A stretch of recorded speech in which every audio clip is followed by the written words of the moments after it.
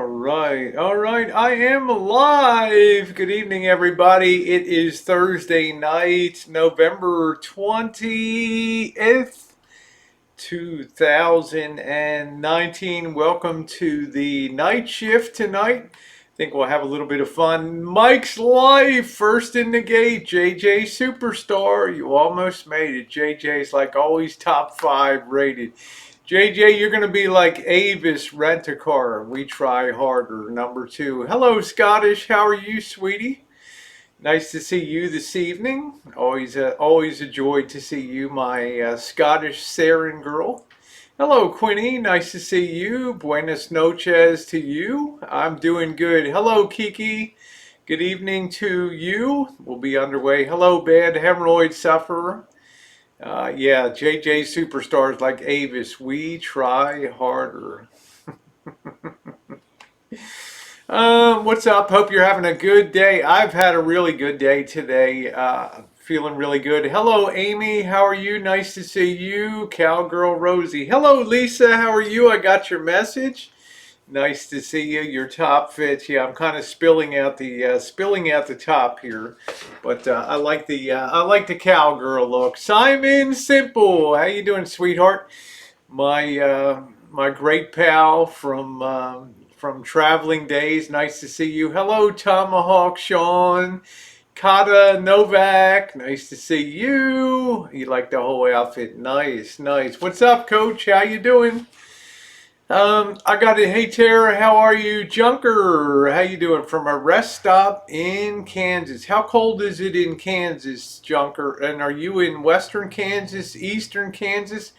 Or are you at an undisclosed location along maybe I-70 in Kansas? Who knows? Who knows?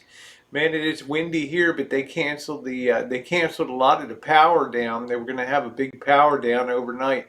Seemed like we had all of our wind during the daytime today. And as you know, the fire season persists here, and the risk actually intensifies until the rain comes. Are you in the market for mug shots of Boyd coffee mugs is being offered for sale? It comes in 10 varieties. Well, I've always told you you're nobody until you have a Boyd mugshot on there. Until you've spent a night in lockup, which I have, at least that.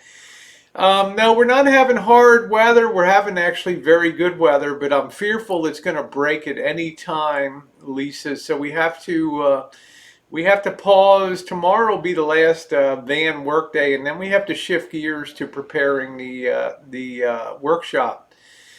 It's fine, Dark Joker. My name's been out there. Family's been harassed and contacted. It just reaches a point where it is what it is. It reflects more on him than me. But it always goes to show you, talking about Rosie is always good for the numbers. Hello, Toots. How are you? Nice to see you. Toots, not Toots. Toots, Toots. Is that Toots? Toots? I guess that's Toots. I don't. Thank you, Dark Joker. I appreciate that. That stuff has gone on for the better part of 5 years on that. Let's see. Rosie and Elvis need to go back down south so we can see Tara. Well, HX, I'll give you the high sign. When and if we're going to be able to make our way over to Reno, it will all be weather dependent. And it would really be a blast to meet up with HX on the way over. Hello, Jay Holly. Put another notch in my holster for another great YouTuber. And HX uploads a lot of nice content and has a real channel. Yeah, I mean, Simon, it is what it is. You know, it's people will always gravitate towards the low-hanging fruit. Instead of creating original content, they have found out it's better to piggyback off the back of Rosie. Hello, Icy Alaska. How are you? Yeah, well, I'm hoping that we can meet coming through, even if it's just for a cup of coffee at the local coffee shop. Yeah, yeah, yeah. Let's get together and meet. That would be really cool to do that. I love to meet people. I would to meet you whenever you're down in SoCal. That should be sometime in January. The snow is deadly where the Donners got stuck. Yes, at Donner Summit, we have the tragedy of 1846, where a group of pioneers setting out from Illinois, got too late of a start traveling west, and by the time they surmounted all their difficulties, fights, people getting killed, a guy getting killed. By the time they get to the foothills of the Sierras, they got trapped up in the Sierras. And I mean in the Sierras, hello Janie, when it snows big time. They measure snowfall up there in hundreds of feet. Hello Cupcake, how you doing sweetie? They measured it. Hey, Kiwana, I gave you a nice big shout out this morning on the channel, honey. Not that you needed it, but great content continues. Hello, Nocturnal. Well, it was very interesting what happened to these pioneers. They got to the foothills of the Donner Summit. They had been attacked by the Paiute Indians on many occasions, and the Paiutes used arrows, and they would sneak in at night and shoot the cattle with arrows and make off with them. And by the time that this party got to the foothills, having survived the terrible heat of the Nevada to the Humboldt Basin, and no water, and desperate runs to have a party roll forward to secure some water and come back. They reached, hey Gina, they reached the Sierras in a very, hey Michelle, they reached the Sierras in a very depleted state. And by the time they started to try to make their climb, they had cached, CACHED, cached most of their valuables and things. They had buried that in the desert for fear with the death rate that they hoped one day to be able to come back. Thank you, Toots. I appreciate that. Love watching the van build. You know yourself. Thank you, honey. I'll talk a little bit about that. Some of my reflections, but tragically they were depleted. They were already half emaciated. They were subject to sickness, and when they got up to a place called Donner Lake, they tried to make an assault on the Donner Summit, and they just got repulsed by huge amounts of snow, measured in 6 to 10 feet. And they tried to fashion snowshoes to get through, and they failed. And they set up a winter camp on Donner Lake down there. And well, the rest is history. They eventually some of them turned to cannibalism because it got so bad. And they finally did get James Reed was his name. He was a heck of a guy in history. He was the guy that made various crossings to what's now known as Sacramento to bring relief parties back to him. And by the time the spring thaw came, there was just a horrendous sight of bones and skulls and things that the snow melting snow revealed up there, and it was truly terrible. If you ever, hey Scott, if you ever pass through I-80, make sure you stop at the Pioneer Monument, and they have a special exhibit up there to the Donner Party of 1846. And of course, George Donner, who the party was named after, the traveling party, they always put a name on the party of the main organizer. He died changing a wagon wheel. He contracted gangrene and died tragically on the way. So it was really, thank you, Ron. It was really a terrible ordeal. But if you go up to that monument, you'll see a family cast in bronze, a mother, a father, and a child up there on that statue. And when you look up, you'll ask yourself, why is that statue mounted so high on that pedestal? Well, they put that monument base where the statue's sitting on at the level of the snow that was up there at that time. And I think it's on something on the order of 15 or 20 feet of snow at that time. Seeing the statues, yeah, exactly. The statue's height is the same as the snow. So it's a strange thing about the Sierras.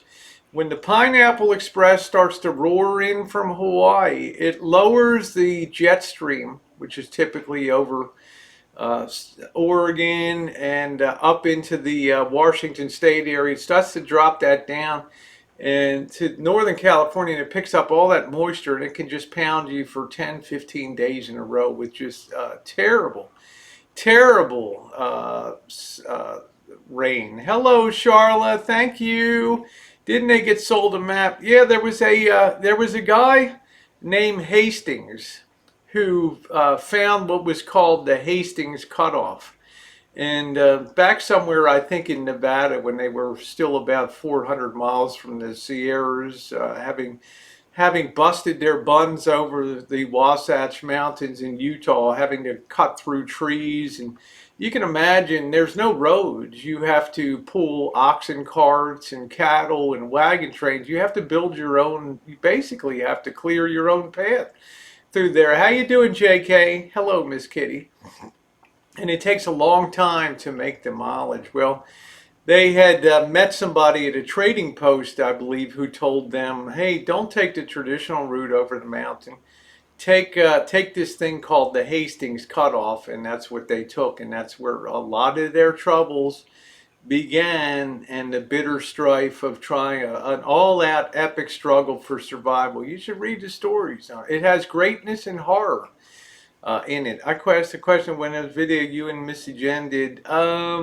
I guess I missed it, Judith. I apologize. I'm behind. I get so many comments on my videos, some back from 2013, 14, 15. It takes a tremendous amount of time to go back. I have to sometimes go back and watch the videos to see what the question is about. Anyway, there was a daughter of James Reed. She was called Patty Reed, and I think she eventually wrote a book. James Reed went on to become very wealthy in the state of California.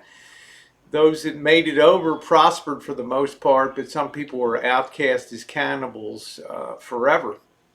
But she said she had two pieces of advice: don't delay, don't tarry in your journey, and number two, don't ever take no cutoff. So she learned her lessons well along the way. So the Reed family became forever emblazoned in California history. And as Marshall has noted before, having come to California and come in through the Donner Pass, come in through the Cahota Pass in Southern California, from the deserts of Yuma and El Centro. It's very difficult to get into California. It's basically ringed by mountains that make it exceptionally hard to get through. So heartache. I believe they've made movies about it before. I'm not sure, but it's quite an epic journey. Okay, Miguel, nice to see you. Pleasant dreams. So. That's the way a lot of California history is written. It's very colorful. The gold rush, of course. People coming by boat, people coming overland to try to strike their fortune, and people looking for a new life when the West was being settled. It brought out some pretty special people. Used to be. I don't know what it is today. California's lost a lot of its glitter, of course. A lot of its gold is tarnished in the Golden State. But at that time, those with get up and go got up and went, and that formed some of the spirit of can-do and optimism and the California outlook on life. So. Sandstorm through, let's see, I wanted to know when was the video you did. Was it Terror or, oh, it was me that was bringing Missy Jen to the rancho. I think that was when my friend the boss texted a message to us. We were staying at the Grand Sierra. Our last leg of the trip was caught to cross the Sierras. It was actually April 1st. And the boss wanted me to take off the night before, and I said, nah, it doesn't look that bad. And we get up the next day, and I see a text message from the boss. He says, you're going to die in the Sierras today. Well, we were pulling a U-Haul through. Missy Jen's car has front-wheel drive, and luckily I didn't have to chain up. All-wheel drive. So luckily I didn't have to, they kind of waved us. I kind of rode past them a little bit, and all-wheel drive. We made it through, but it was very scary. We'd gone through sandstorms, blizzards. We'd seen the most horrific accident we'd ever seen on the road. An 18-wheeler, what was it, Jen? Some Russian guy fell asleep at the wheel, and he smashed right into the toll booth in Kansas. The only toll on I-70 from Maryland to California. One toll at the Topeka when you're coming into eastern Kansas. This guy fell asleep and just totaled the toll booth, and he got ejected like 150 feet out of his 150 feet out of his semi. Yeah, we just couldn't believe how terrible that accident. It wasn't long before we came through, was it, Jen? That there was a lot of police on scene, and you wonder if it was worth it to have a toll booth for a 50 cent or whatever the toll was. Ridiculous that you could go on I-70 from basically Frederick, Maryland to Utah and not have a toll until you hit that one tiny little stretch in Kansas. You loving that fireplace? Thank you, Kiwana. I really appreciate that. HX, I signed an official petition to recall Governor Gavin Newsom. Truck driver plowed right into it. Hello, I remember it was a terrible day. Let me tell you about Gavin Newsom. The best looking governor in America is probably also the worst governor in America. This guy is clueless. This was in 2014. If you look at a playlist called Missy Jen's Move to California, you can follow the whole journey that Jen's farewell to Missouri and heading westbound. Hello, Jackie Blue. How are you? There's a lot of good content and playlists on the channel that I hope you guys will take time to enjoy. Trips, funny trips, the Reno zombie crawls, the trips that we've made to San Diego. Lots of good stuff down there. Scott said, Rosie, you're doing an awesome job on Marshall's van. Thank you. Yeah, he's not a good person. He was girlfriend, boyfriend. He was dated Kimberly Guilfoyle or whatever of Fox News. Yeah, he's kind of a weasel. I mean, he was a better looking when he was the mayor of San Francisco, but pretty clueless. Say what you will about Governor Jerry Brown. At least he was like Rosie, kind of tight with a buck. So we all know the fate that awaits the great state of California in terms of pension shortfalls and all that kind of taxes. They tax people like crazy out here, and I mean, people vote for it. They never see a tax they don't like. They're like, yes, even in their local area, do you want this tax? Yeah, let's increase another 0.5% for firefighters. Sure. How about police protection? Sure. How about for building a better dams on the Russian River for beavers? Sure.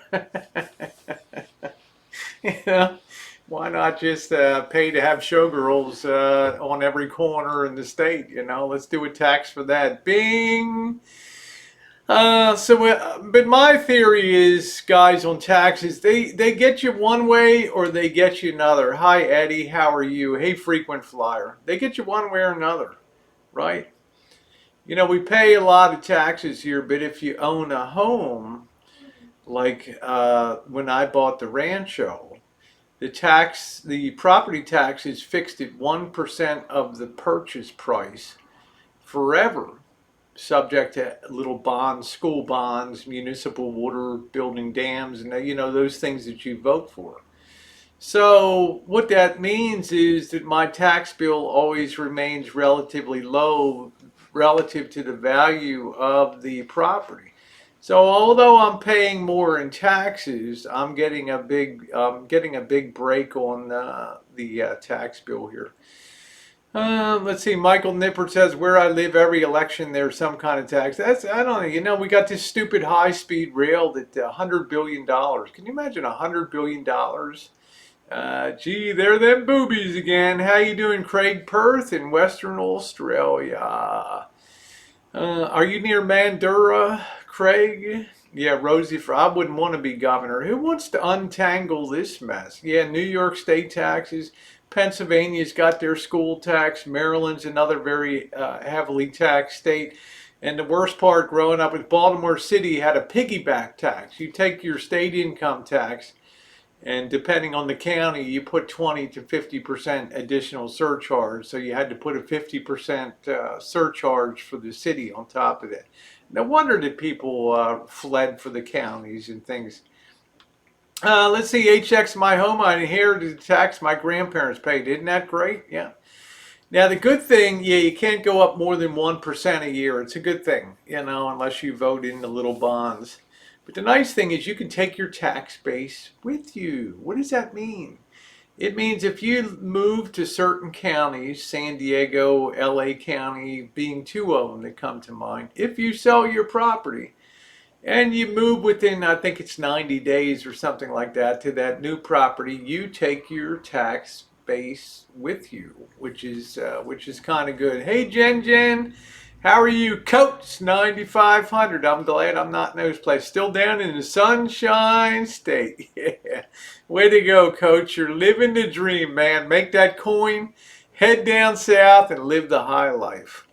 So how does that work when a person sells their home? Does the buyer get nailed in property? Yeah, they do. So if you're nailed with the step up in value, okay, your purchase price, okay, becomes the new 1%.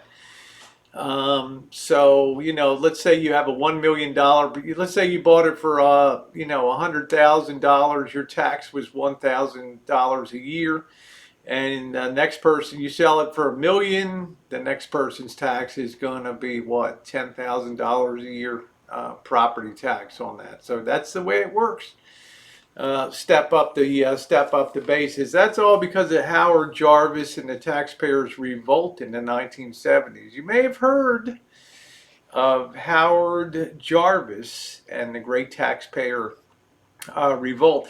Now, the politicians, of course, they want to undo that. A lot of them are like, let's repeal Proposition 13, but the people are like, no. They want to be able to put this stuff at market rate because they feel like they're being ripped off with their taxes. But California also, and I'm not going to dwell on California. I got a lot of stuff to talk about tonight. But California, another big problem here is that we have a totally ineffective and useless state legislature. Hey, Hop Frog, yeah, you remember when they put that in place? Yeah, yeah, me too, Hop Frog. I remember that big in the news. The other big problem there, I mean, there's a lot of big problems out here in the state of California, but we have a totally ineffective legislature. Everything of significance is voted on in the voting booth, okay? You want the high-speed rail between LA and San Francisco? Yeah, we want it. Let's sell more bonds. Let's sell 100 billion bonds for that. Why not? What's another 100 billion on the on the debt pile?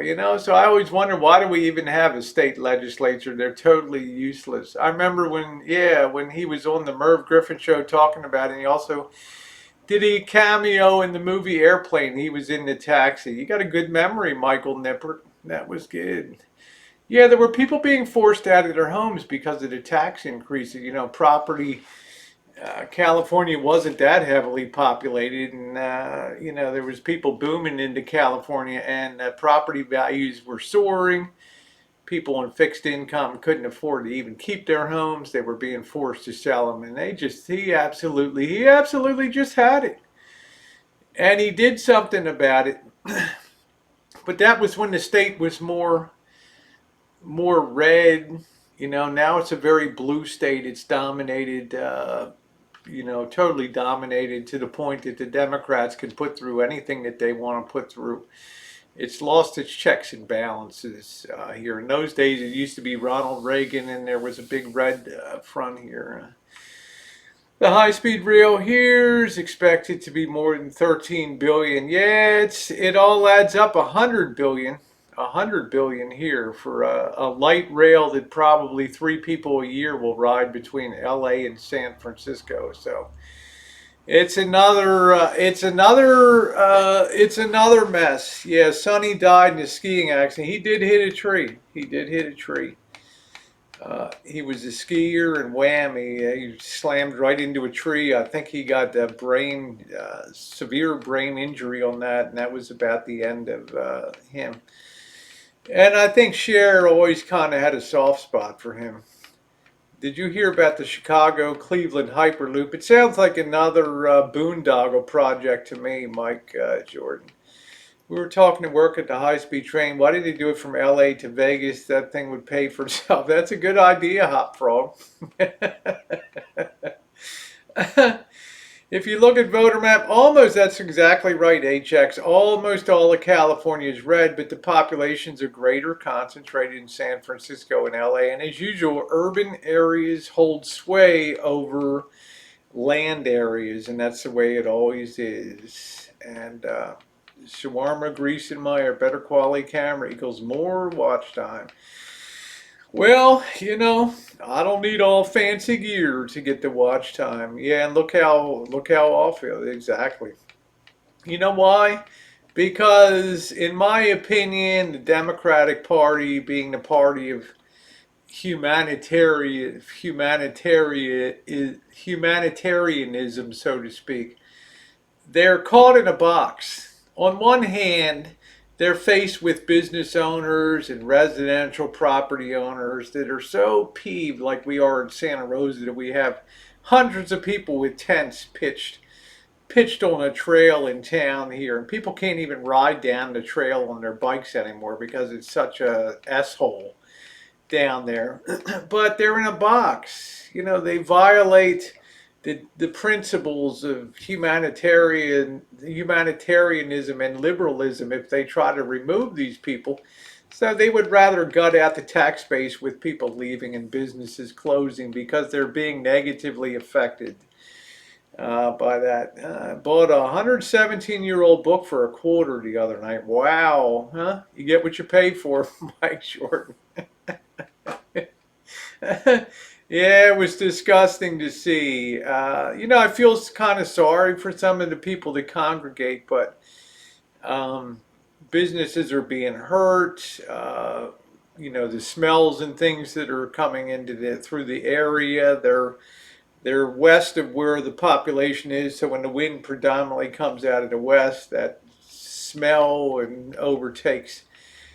Yeah, you saw JK's vid. Many, many tents out there. I'll probably have a brew later, but I'll tell you what. This liberalism has boxed these people in a corner. There's nobody to stand up for the people that are actually paying into the system right now, and I think that's the tough thing. Let's see. What's up, Fundy? How you doing? A lot of homeless or drug addicts. They all seem to be concentrated between 16 and 40 years of age, I would say, is the real hyper concentration of it. And that's what I notice. The workers' backs will break on. That's what I'm saying, HX. There's no appreciation for what feeds the system. So, um, obviously there will be a breaking point. That's what creates kind of voter revolutions as you reach a point of people get so sick of um, of being crapped on, for lack of a better word, that they start to vote for severe change. Yeah, you can't live long on the streets. It's kind of sad, Miss Kitty. My heart breaks in a lot of ways. I was involved in the medical field before I retired for the better part of 20 years. 10 of which were spent with the Sutter medical system working part-time. And I used to get at one of their associated clinics of the Sutter group, there would be every night, there would be a flow of documentation for emergency room visits, right? You had to process all that stuff, look at it, check the insurance and things. And the biggest trend that I noticed over the last 20 years was 20 years ago, maybe 5 to 10% of emergency room visits were for people that got in fights on the street or drug use or alcoholism. And now this should be scary to everybody. Probably 75%. I noticed this trend. If you hang around something long enough, you notice empirical trends that take place. That means trends that you haven't supported by data, but you know in your head that, man, this is really weird, And now, by the time I was done December 31st, I noticed that the trend had come up to 75% of the emergency room visits were dominated by overdoses, seizures, fights, and people found in the gutters, getting their heads bashed in. It's really scary. It's very, very scary when you see that kind of trend, because all those visits, you can clock them at about $2,000 a pop just to show up at the ER. Yes, they did, Jackie Blue. Yes, our government created this with our humanitarian bent. Okay, very sad. I mean, it's a real trend. The other thing that I noticed is, and I fall right in line with it, so and I'm going to tell you, PJ, I've seen it. You do something around for 20 years and you can't help but notice trends. A lot of people go in and out of the medical field and they last a year or two or something like. But if you've been in there 20 years, you see the trends that are developing. The other thing I want to tell you, and I don't want to insult anybody, okay, because I'm right in the sweet spot of this. The other big trend that I noticed is that people, and I don't have the documented proof for this, but it's another thing that I noticed over time, and I'm not saying everybody, but some higher measure of people that were born in the summer months, say May, June, July, August, and September, seem to have a higher incidence of mental health challenges than those born in the other months of the year. And I really did notice that trend.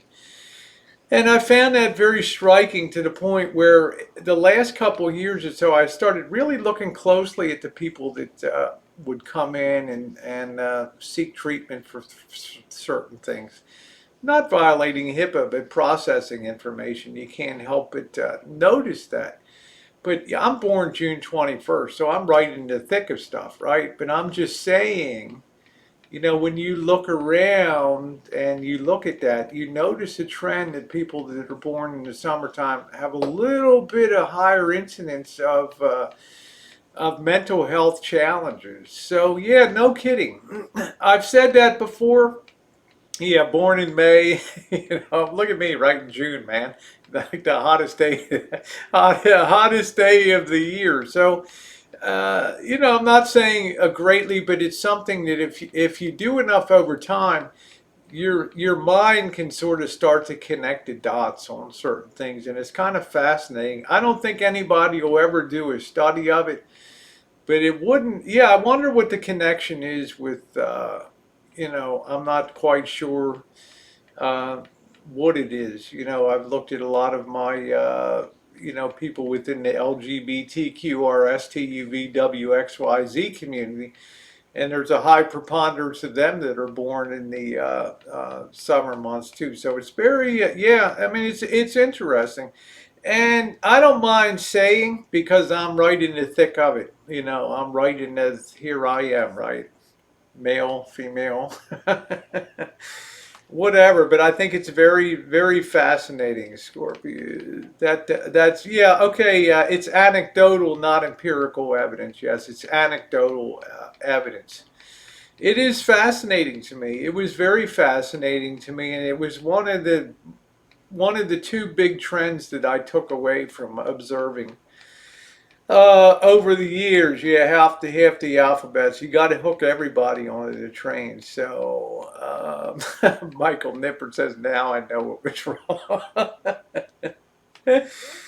As with most things, it's just enough to maybe be like one standard deviation away from not crazy, not a rule by any means, but an interesting blip that you would see on that. So yes, anecdotal evidence. Thank you. Not empirical evidence. So I thought that, yeah, a strange coincidence. Look at my friend Janet Fields, born in July 3rd. Right. I mean, I look around at a lot of the gals that I know. So I mean, I start to connect the dots, and it's strange. It really is. It's just one of those things that would be weird if you put it out there, and yet you wouldn't. then maybe you could study the cause or say, yeah, just a strange coincidence. Maybe Jackie Blue, maybe. But it's just, it always was just weird to me, this type of thing. But as far as this state goes, I don't know how other states are. I know the state of Illinois, that's another very blue state.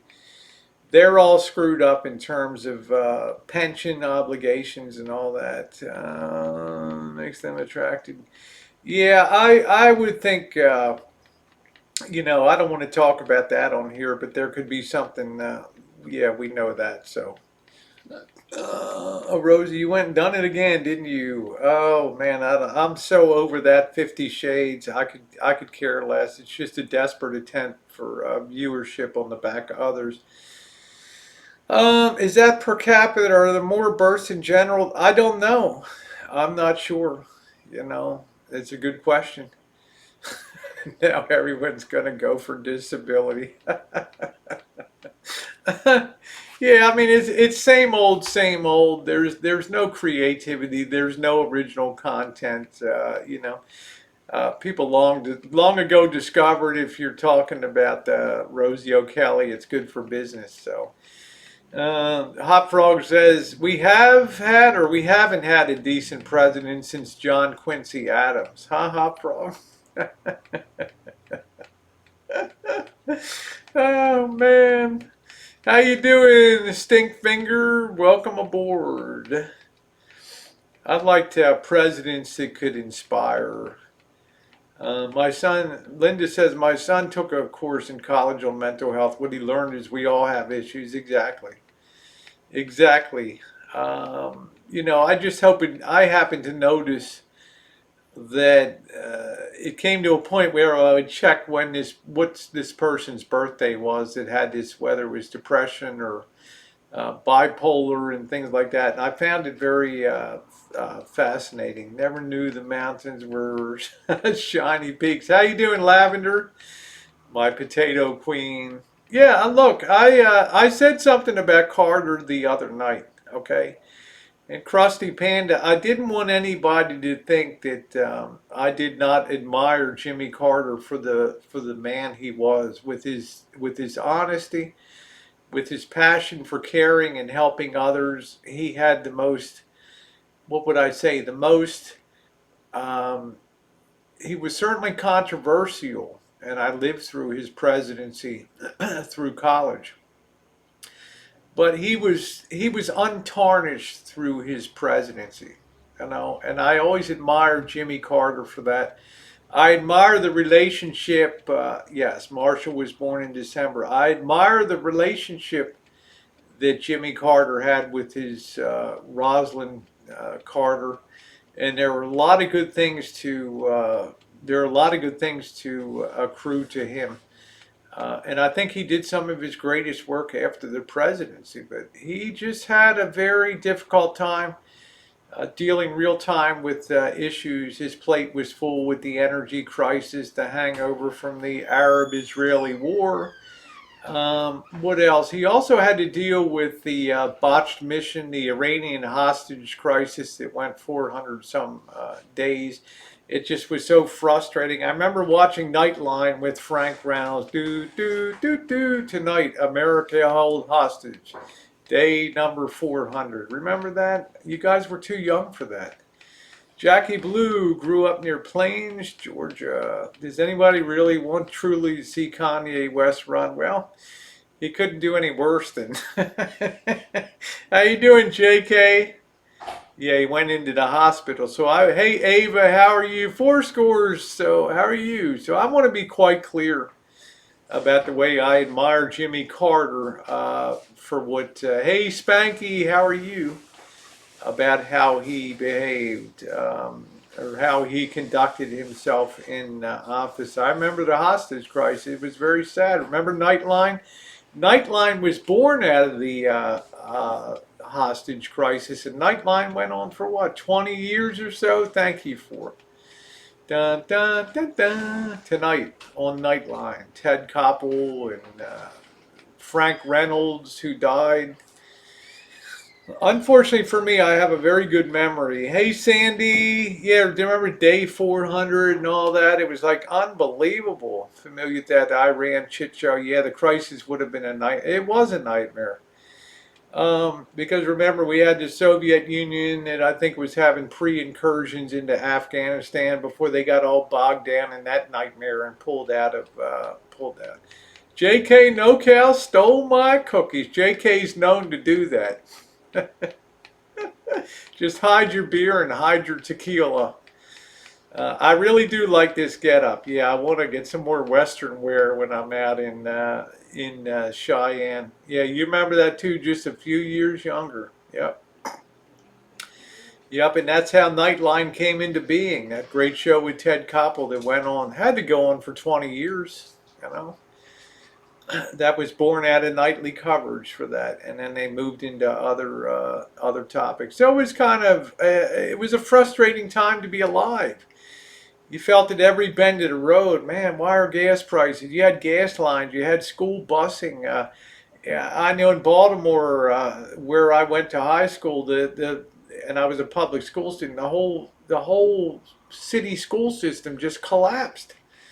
You know, teachers went on strike, and you know, it was a nightmare. Gasoline lines, rationing, odd, even, and then the hostage crisis, and you know, everybody wear a sweater and all that. It just, that's why Reagan was such a breath of fresh air when he came along.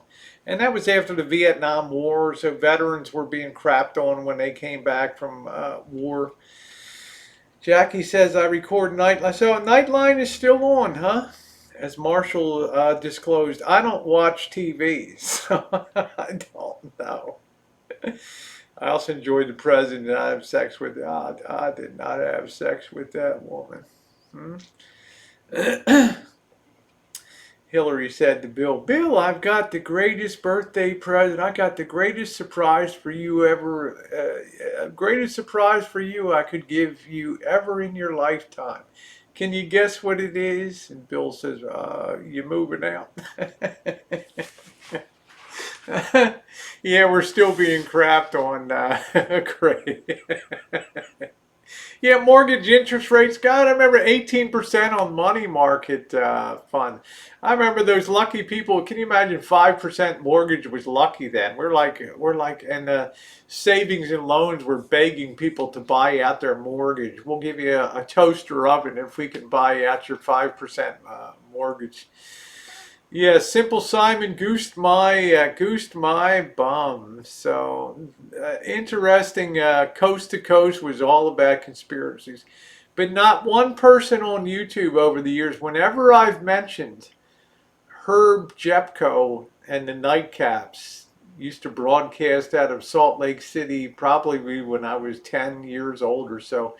That was like the first coast to coast nighttime overnight radio show, and it was broadcast on the Mutual broadcast system. Yeah, Bill Clinton painting found on Epstein Island of Bill wearing a blue dress while sitting in a chair in the Oval Office, and they call me weird. they they call me a weirdo. Hello, ladies and gentlemen in the round table. How are you doing, sweetie pie? And they call me a weirdo, right? They call me a weirdo. Unbelievable. Art Bell coast to coast. West of the Rockies call. 1-800-243-26. It took 10 minutes to give all the numbers out. Yeah, I mean, they call me weird, right? But anyway, Herb Jepko and the Nightcaps. I still remember the little theme song. We're the Nightcaps, nighty nightcaps, and we hail from everywhere. As we sit around and reminisce when I broadcast over the air from Salt Lake City, Utah, high in the Mountain West. Yeah, there it is. Herb Jepko was an influential radio talk show in Salt Lake from 64 to 90. He was the first radio talk show host to do a nationally syndicated satellite broadcast. Thank you very much, Cheryl.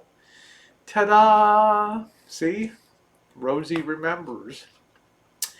I don't know if anybody remembers. Is anybody's from Baltimore? We had the Harley show too, which featured jazz.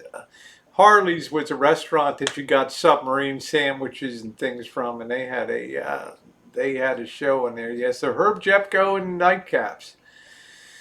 Yeah, that's why I've always been more attracted to radio than. I mean, obviously, when you obviously somebody's got mental illness here with this ensemble, not to mention the wall of amplitude up here. Somebody's got a real issue with, were you afraid they were going to get away? No, but I should I should have some cowboy boots on, right? With this ensemble, right? I told you about people born in June. I mean, in the summer, I'm right in the wheelhouse. Ding! Center square. Play the Baltimore song. Let's see if we can get that queued up tonight. Let's see. Here we go. All right, everybody, stand by. I think. Let's go. Get ready.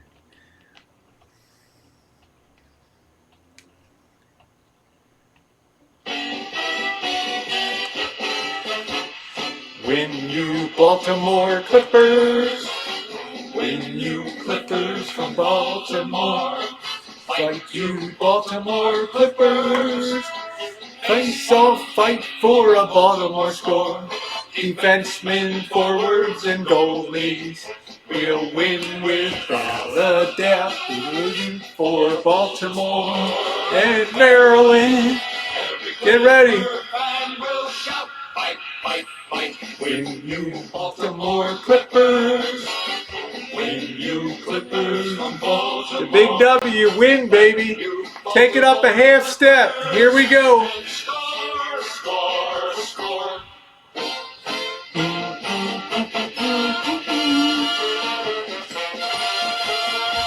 Twirl that baton. See? Do, do, do, do, do. Do, do, do, do, do, do, do, do. Man, that's when sports were fun.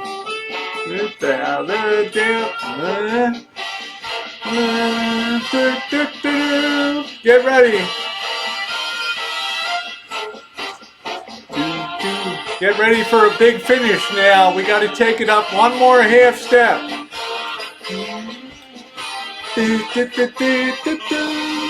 Here it is.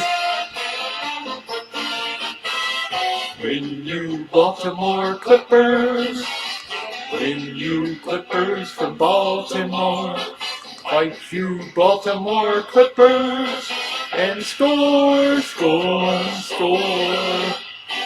Of course, the theme song was much more fun than actually going to the games. You know why? Because you actually risked your life to go down to the Civic Center in downtown Baltimore in the late 1960s to see a game. Reason being, we had riots, right? We had all kinds of racial tension and things. I mean, you had to be hardcore to take the bus down there for that. Did you ever run into a fella named Bubbles when you were in Baltimore? The name is vaguely familiar to me. Of course, came out of Baltimore was John Waters, the whole Divine, that whole. There's a section in. How you doing, Wendy? There's a section in Baltimore that's called Hamden. It's a place where really, hey, hon, where all that came up. How you doing, hon? Everybody. Everybody was called Hun. How you doing, Hun? And it was yeah, it was that kind of area. So he was a very colorful person. My mom would show cowbells inside of her pom poms and crack people in the head shamelessly. Let me see if yeah, I like Bubbles. Gee, Mr. Leahy. Bubbles. Yes, Mr. Leahy. Can you smell it in the air? What, Mr. Leahy? Can you smell it in the air, Bubbles? No, what is it? It's a shitstorm coming. I got a nose like a shithog. Really, Mr. Leahy? Nancy Pelosi's brother, no, her father was the mayor of Baltimore, and her grandfather, Tommy D'Alessandro Sr., and Tommy D'Alessandro Jr. was her dad. Okay. Um, let me go see. Let me see if I got this one over here too. And Tommy D'Alessandro Jr. was, or the third, was the most ineffective mayor in history of the world. Let me see something here. Let's see if they got the Cloverdale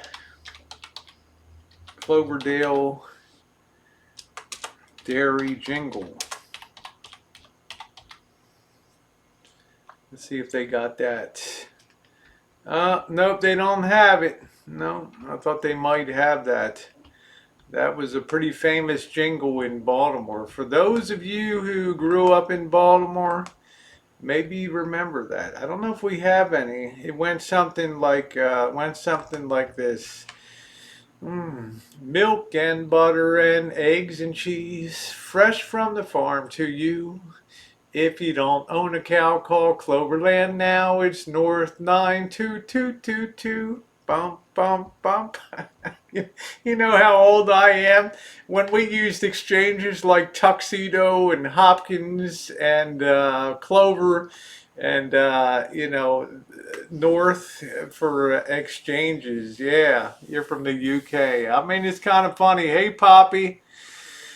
No, I actually, if you look at my videos, Julie, Army Mom, on some of my trips to Baltimore, particularly 2013, the summer of 2013, I actually lived on the South Exeter Street, okay, this was in Little Italy, across the street, just diagonally from their house, about 10 houses from the D'Alessandro house there. And of course, Nancy Pelosi's maiden name was D'Alessandro, and her dad was, I think, Tommy D'Alessandro III, and then Tommy D'Alessandro Jr. was the male, and Tommy D'Alessandro Sr. was a senator there. How you doing, Denise? I still visit my friends in Ballantyne. They take Fells Point. They left Fells Point. Everyone is up towards Towson. Yeah, all the people moved out to the north, out to Padonia Road, Towson, Hunt Valley, where McCormick's is headquartered. Man, I'm so old. I can still remember when they ground spice down at the McCormick Company on the Inner Harbor, and they would have a tea room on top of the factory where you'd go up and have tea. And when they ground the cinnamon at the Spice Company, you could smell it all over the city. It was amazing. I wish, Ava says, I remember my formative years like I wish I remembered. Well, that was a very colorful era, Ava. It was a time of big social change and unrest. And it was, the confluence of race, politics, Vietnam, they all came together for a really, really, really very, very tough brew there. So Tara lives about, I want to say, maybe 400 miles south of me. Okay. Oh, you typed in Cloverland jingle. Okay, let me go ahead and see if I can find that. Let's see how good I am. Let's see. We also had Mr. Ray's hair weave. Let's see. Yeah, I just don't see it in here. Cloverdale. I guess Cloverdale. Yeah, I just don't see it. Cloverdale Farm Dairy Jingle. Yeah, it's just not coming up for me. Yeah, I just don't see it in there. All right. Yeah. Yeah, I just typed in Cloverland. I'd love to see a film from that time. You really bring history to life. One of my passions has always been history, and particularly American history. I've always been fascinated. When you go, a lot of you travel. Okay, Scottish. Thank you, honey. Let me see what we got here. Let's see what we got here. Oh yeah, there it is. Here we go.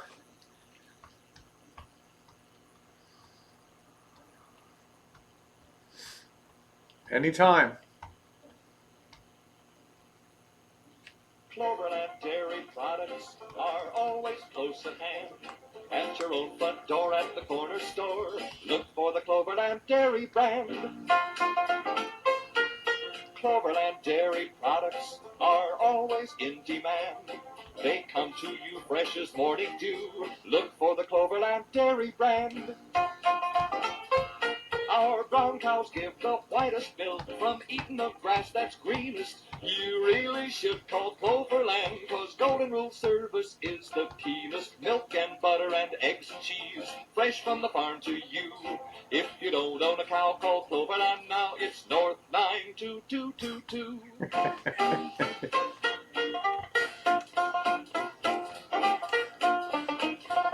If you don't own a cow, call Cloverland now. It's North 92222. Man, that is awesome. Yeah, thank you. Thank you. Thank you for that. That was great. I mean, isn't it amazing how the mind works that you can remember something like that? It shows you the power of advertising, doesn't it?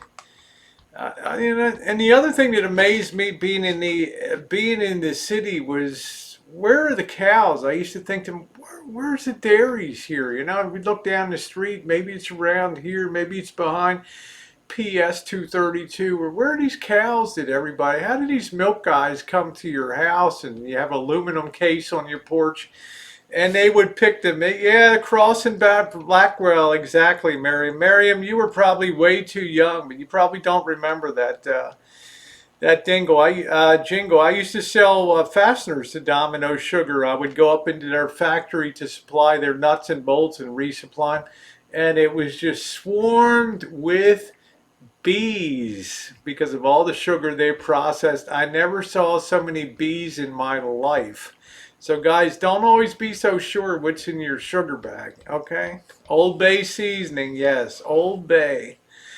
Yeah, it was kind of amazing what you can. It's really amazing what you can remember in the way of jingles. You're gonna ride through the desert. Yes, she is. So let me get this adjusted back on here. Put this up through here. There we go. Yeah, mommy, call Hamden. Yeah, Hamden rug cleaning. Yeah, that was another big one. Hey, Miriam, do you remember Mr. Ray's hair weave? Hi, I'm Mr. Ray. Come on downtown if you need a hair weave, an extension, rose, froze, anything goes.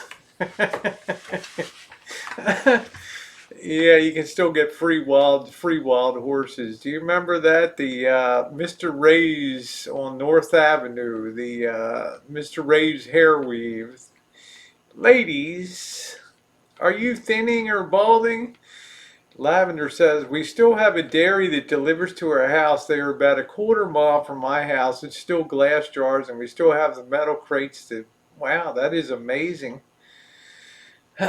Yeah, that was it. Yeah, remember that? Yeah, that was the real. No, Julie doesn't remember. That was the real jingle. Rose froze, anything goes.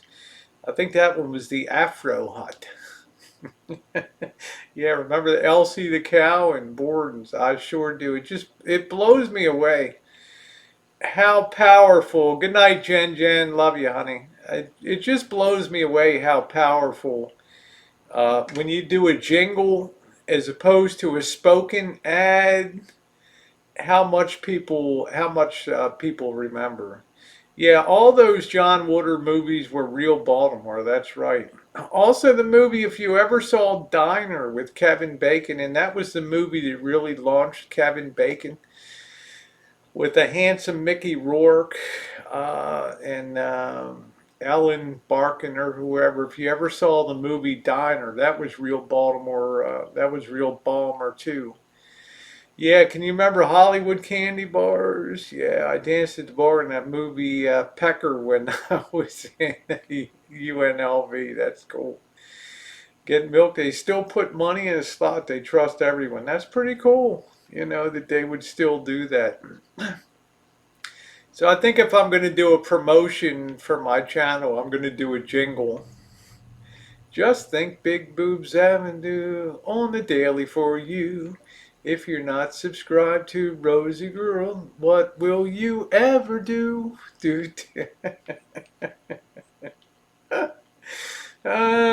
Shameless self-promotion on there. Welcome back. Hello to you. I'm trying to think. So, what else do I got on that? Well, I'm having so much fun with these. I'm having so much time with these flashbacks here, and all these memories of growing up. And some of you grew up in the city. Some of you grew up in suburbs. Simon, I can't remember whether my friend Simon was a native of Cumberland, Maryland, which is a beautiful little mountain town. Coach said, "You're going to take a little rascal onto a trip here to Florida." You never know. You never know, Coach. You never know where Rosie will pop up. Trying to think what else I got in here. Is Missy Jen really returning to Germany in January? Well, stay tuned, Martin. We shall see, won't we? Hey, Katie, how you doing, beautiful? Nice to see you. Let's see, Simon said, I'm native Cumberland. My father was in Baltimore through his cat around days. That's cool. I hope you look at my videos. I didn't get a lot of footage, but I did a cinematic Cumberland, the beautiful town where Simon lives on the Potomac there. It really is a beautiful town. That was divine, Ava. Lust in the dust and all that. That was that was John Waters' greatest creation, and he liked to use who was that guy that always starred in the movies? I can't remember his name. I can't remember who always starred. Yeah, Divine. Yeah, Lust in the Dust. Some crazy movies, man, and also the movie Hairspray. The Canadian snowbirds already started in Fort Lauderdale. I swear there was 30% more. Well, I wouldn't be surprised, Krusty. Edith Massey, yeah, and that, yeah, Edith Massey was unbelievable. But Edith Massey, how you doing, Harvey? But come on, who was the Tab Hunter? That was the one that always was willing to play. Tab Hunter, I think, was his name. Yeah, and she had a thing for him. I mean, it was just the lowest production movies that you could remember. Yeah, I remember Good and Plenty. Yeah, let's see if I can remember that. Once upon a time there was an engineer. Choo Choo Charlie was his name, we hear. He had this and he sure had fun. He used Good and Plenty candy to make his train run. Good and Plenty, Good and Plenty. Yeah, I still remember that, huh? Yeah, Lust in the Dust sounds like a BBW night in the. Yeah, rest in peace, Tab Hunter. Exactly.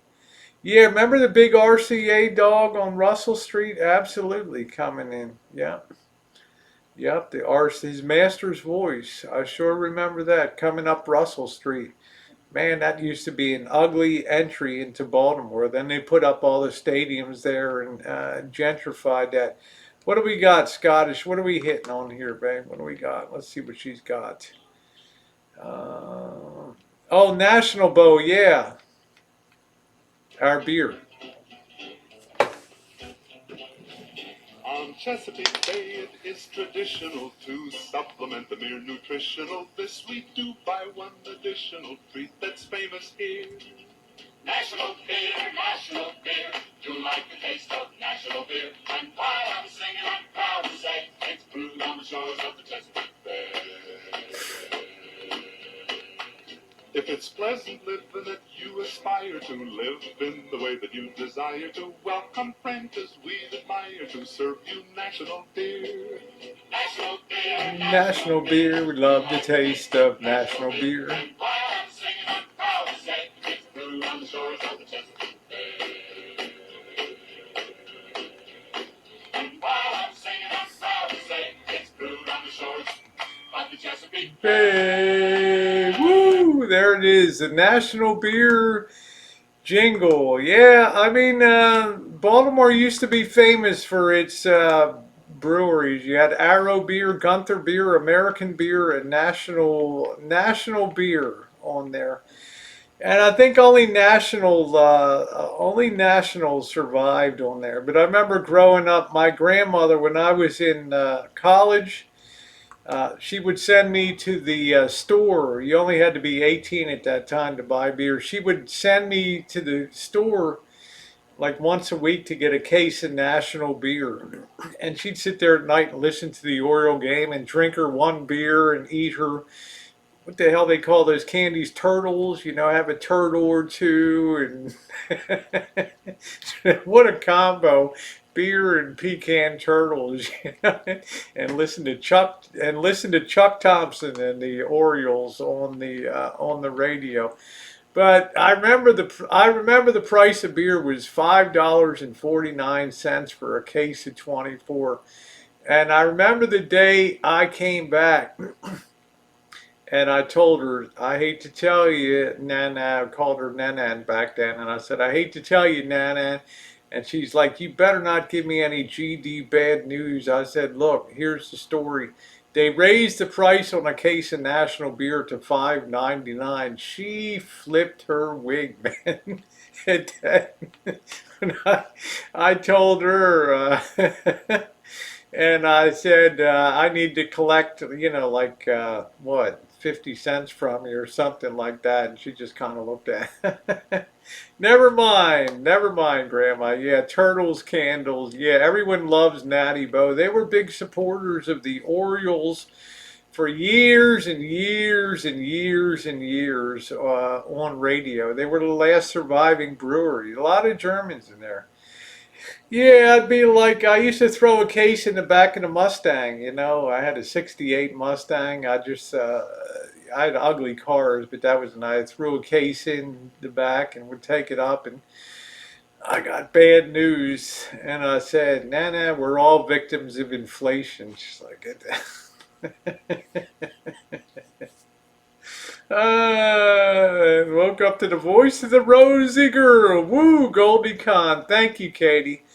Yeah, it takes some effort to create original content, but I find that if you enjoy reminiscing and talking to people, plus I'm older than you guys on here, and some of us grew up in cities and things, and maybe not inner cities, but Betstream came. I remember, man, we would fight all the time. And later there was a three-story house, and I remember one time we would just get in one of my brothers and I, we would get in a melee, and we had a hot little room at the top of the house, right? There was the sweat box in Baltimore, no air conditioning, not a breeze blowing. Kind of like being in my van in Detroit and Chicago with no AC. And tempers would flare. I'd tell my brother, I'd say, I'd ask him, who ruined my three dog night tape? Mama told me not to come, do, do, do. I like to crank that up in Bachman Turner Overdrive and all that stuff. And my 8-track, and I come up one night, and the thing's like all out of the thing, and he's like, I'm sorry, I kicked it across the floor. And we would start fighting at the top of the steps coming down, and all the way down, my grandmother, who was like 75 years old, she'd have a broom, and she's trying to hit his. And I mean, we're swinging punches, and my grandmother's bobbing and weaving and trying to hit us with the broom to break us up and everything. Oh man. Oh man, my cars were an embarrassment, man. I was 15 years old. I got a 1951 Chrysler Imperial Crown Victoria. The thing was 5,000 pounds. Okay, it was a death machine. Why my parents ever let me get that, I'll never know. It was free, and the brakes always failed. I can remember coming down I mean, it was just a nightmare, right? I lost my brakes coming down a hill one time with that thing, and I almost plowed into a bus that was taking people to the Colts game. Okay, that was, and then you know, And I already told you the story. I had my, girl I wanted to date. Her name was Christina. She was a beautiful gal. Okay, and her father was a judge in Baltimore City. Okay, and I mean he had a reputation of being a real maybe maybe Miriam remembers. I don't know. His name was Robert Gerstung. Gerstung, Robert Gerstung, Judge Robert Gerstung. He had a reputation for being a really tough sentencing and stuff. Well, I tried to date his daughter, and I pulled up. I had a '62 Chevy uh, Biscayne or something like that. It had the six. Hey, smooth. Yeah, there we go.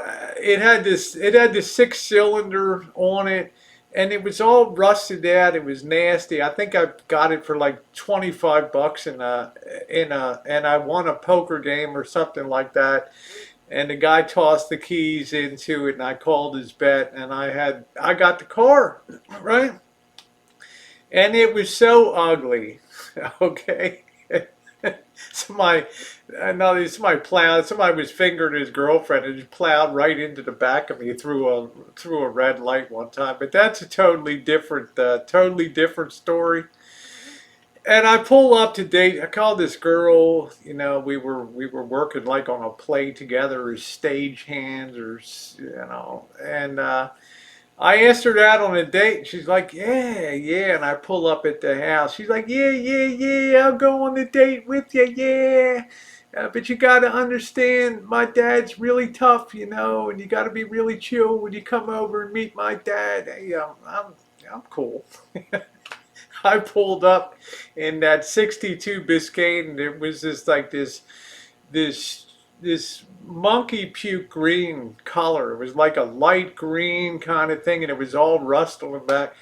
And I go up the door to knock. Hey, is Christina ready? Hello, Judge. How are you?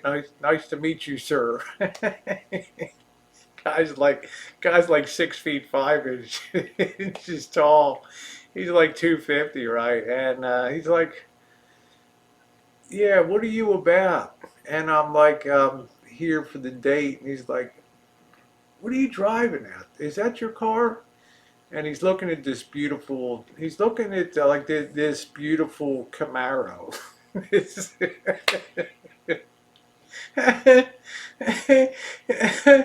Yeah, there it is. Judge Gerstock survived by his wife. Yeah, yeah. I mean, it's like the real deal, Judge Gerstang, right? He was okay, and he's like, "Is that your car?" And he's looking at this beautiful Camaro, and I'm looking at it, and I'm thinking like, okay, you'll probably watch me when I go to the car, so I'm not going to be able to pick the lock on this thing, and then oh, I forgot my keys.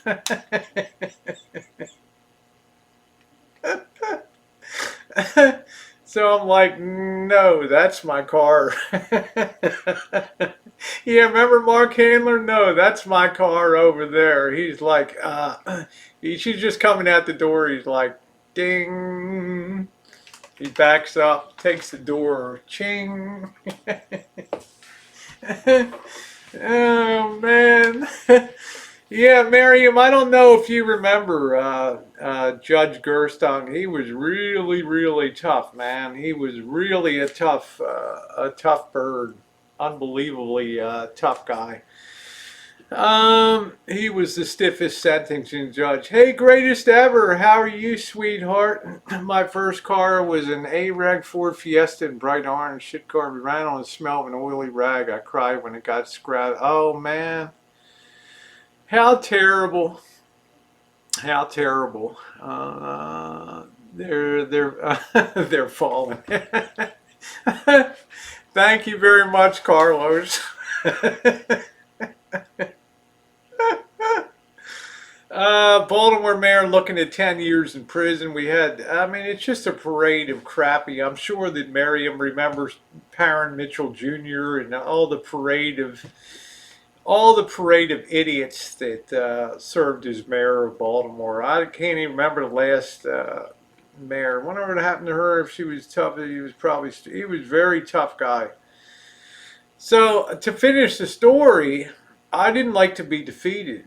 She was beautiful, man. So I go back home and I stop at the hardware store, right? And I pick up a can of green paint, okay? And I pick up a 2-inch paintbrush. And the next day I go out there with a paintbrush and I just paint the whole car this with a paintbrush. And they called it the green bean. I went out there and just painted the car, and it really looked even worse then. And he's like, next time I rolled up, he's like, oh, good to see you're upgrading. Good to see you're upgrading in your choice of cars. I mean, it was kind of fun. I mean, the things that we do, the things that we do. Hello, Hillary Vanderbilt from Northern California. Where are you, honey? In NorCal. Yeah, it's like the next door neighbor. I mean, I was just always trying to save a buck, you know. Although I never siphon gasoline out of anybody's car. Yes, the things we do for love, absolutely. Man, oh man. Oh, you're in Chico. Cool. Patricia Wakefield, how you doing, sweetie? Nice to see you. I don't know what other towns you guys are from. Chico, California. They got Cal State Chico out there. That's supposed to be a real. That's like one of the number one parties. That's like a top 5 party school in the nation out there, Chico. Is that still the case, Hillary? Still the case out there in Chico? I always remember all the big parties and everything out there. Chico State, there it is. Chico State. Yeah, I went to Sonoma State for a little while, about a year and a half here. Cal State Sonoma campus, but Chico was world class. Isn't there a huge women's penitentiary there? I know the big one is in Coalinga, where the real bad girls are down there. Harvey said my first car had holes in the floor. I thought they were drain holes. It was rust holes. Yeah.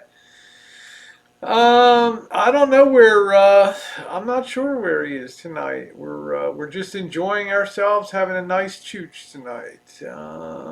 Here, no chowchilla. Yeah, lean closer, please.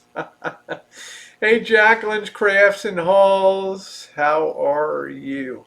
Hey, if any of you guys are uploading holiday content, if you're doing crafting or Christmas things or baking things, let somebody know on the channel here so that they can sub you up and enjoy your content, okay? This is always a place to promote, and we'd love to see people succeed on this channel. So if you're doing cool things for the holidays, let me know.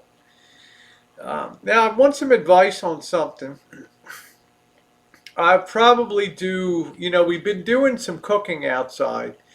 And generally, it's been a pretty big hit. It's not perfect by any stretch of the imagination, but I always say my thought in life is reward direction, not perfection in life. So I would like to probably step forward and do like a one-pan wonder myself. So if anybody has any idea, and I know I got 174 people watching here. If anybody has any idea of any thing that I might make besides just throwing a few steaks in a pan, which wouldn't be bad, right? But if anybody has any idea of what a nice one skillet pan meal, well, lasagna is going to be hard to pull off on a camp stove, red pill. Maybe something with some alcohol to light and flame up for. I know we got a lot of gifted people out here with, I got a lot of people that really cook. Baked ziti. You think that might be pretty nice on a skillet on the stove? Smothered chicken. I've had that. I've had the smothered pork chops. I feel smothered, man. I can't do a smothered. We do wild turkey deep fried. It's great. Um, I don't know, maybe do fried chicken or something. Bananas Foster. Yeah, I got one pot. Noodles, raw tomato parmesan, red pepper. Why don't you send me a recipe for that, Hillary? I can make it like new at gmail.com. Look up pepper steak or Swiss steak. I could do a stir fry. Um, yeah. Yeah, but if anybody has any, just take a minute and just hit me up on Gmail and just give me a link and I'll look it over and I'll try making it. You know,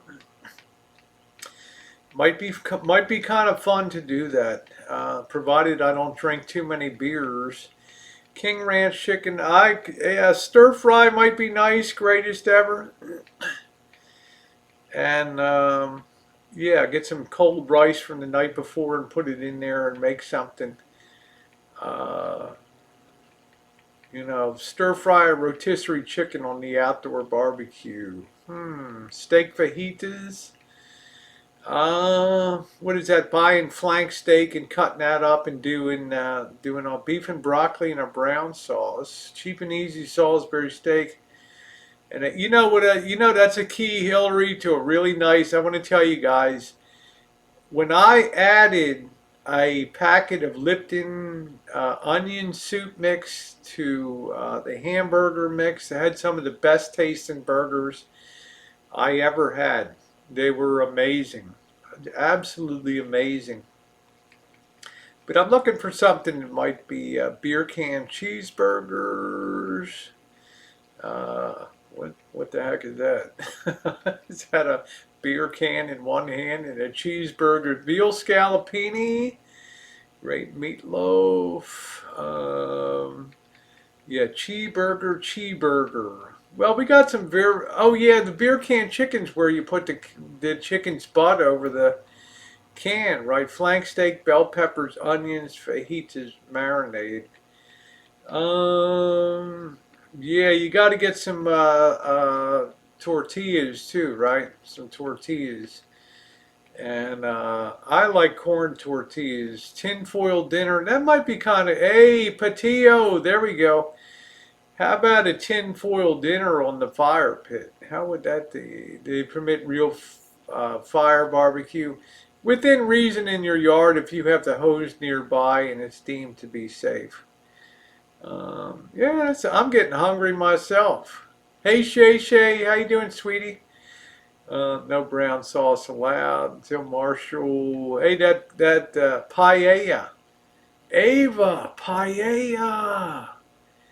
Now paella would be rice, tomatoes, shrimp. What else would we use? I'm not partial to chorizo though. It'd have to be something. Could you use Italian sausage in that? Could you use made one pot butternut ravioli? Ooh, that sounds good. Baked potatoes are great on a fire. Yes, they are, Harvey.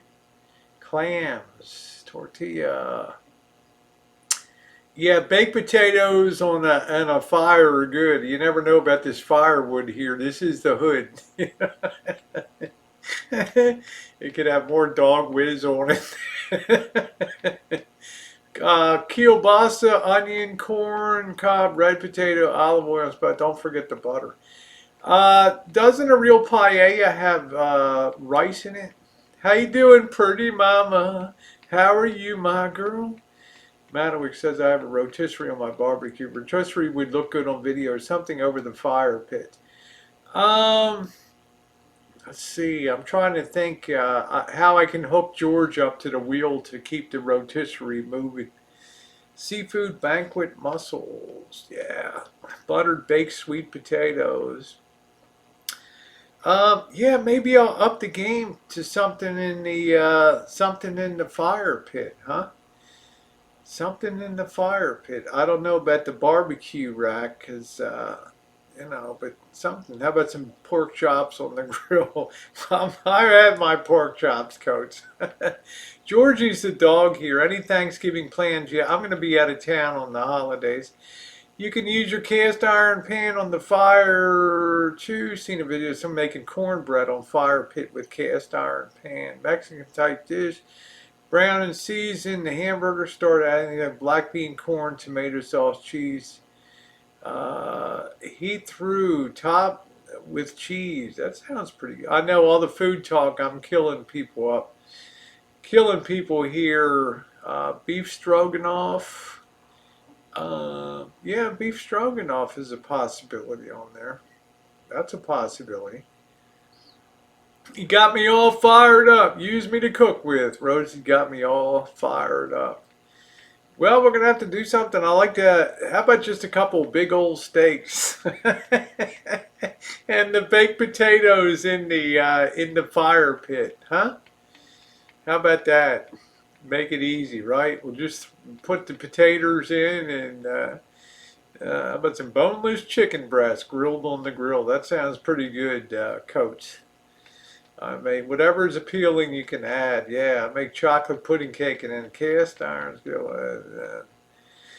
Okay, Katie, domestic was that geek has many can. I don't have a Dutch oven, unfortunately. I don't have a Dutch oven, but I don't want one. I don't want shake and bake, and we shake and bake, and we helped.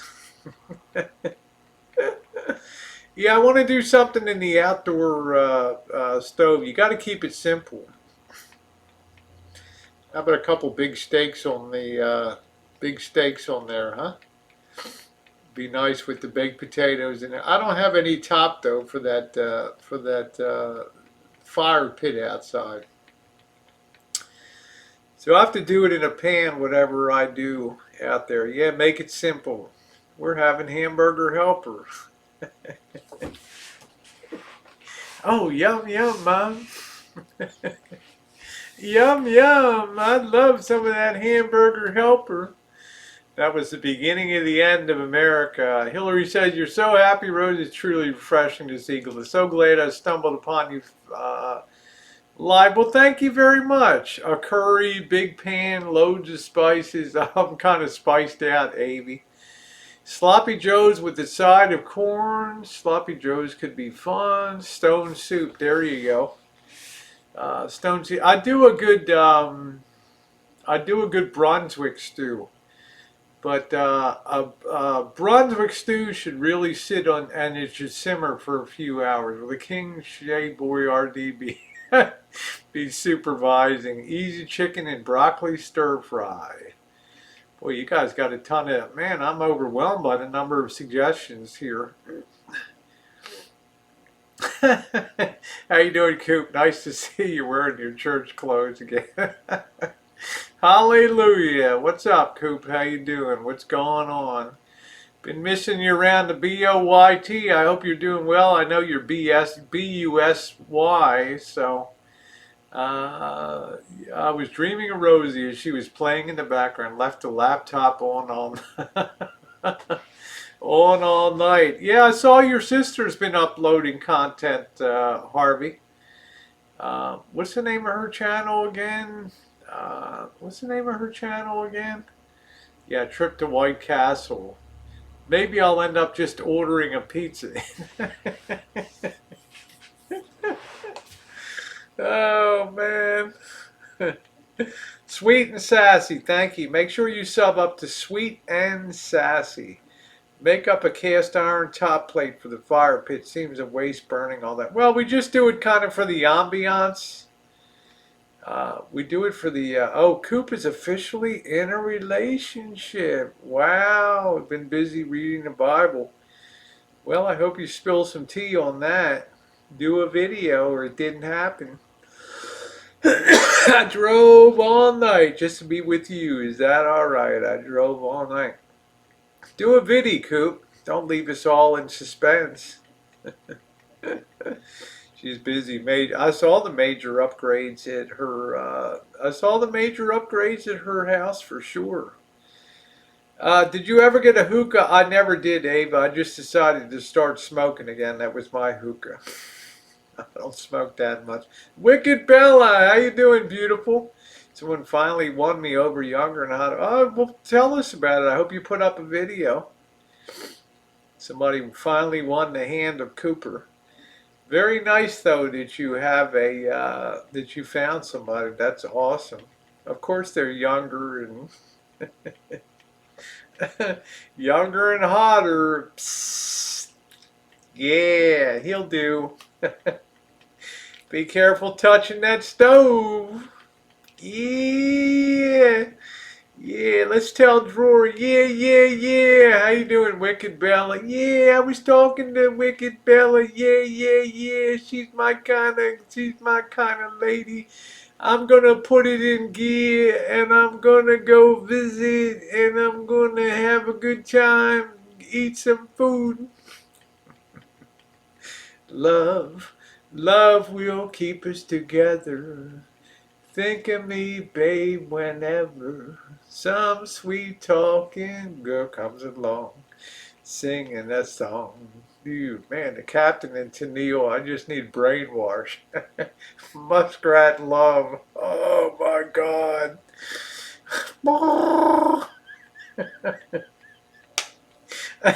Isn't that right, Wicked Bella? Yeah, yeah, yeah, Marshall. Take your van to the rancho. Just put it on the rancho. Gut it all out. Leave all the stuff there. Rosie will get it hauled off and just take off for quartzite. You are the show. You are the big show. Well, that's nice you're in love, Coop. Yeah, yeah, yeah. Muskrat love. Hey, Crystal Marie, how are you? Oh man, I love. I can. I'm just doing Drury all the time now. Yeah, yeah, yeah. Yeah, I got a thing for this fella. She's up there. I might go up and visit her. You never know how things will turn out. But I told her I can't do a lot of things these days.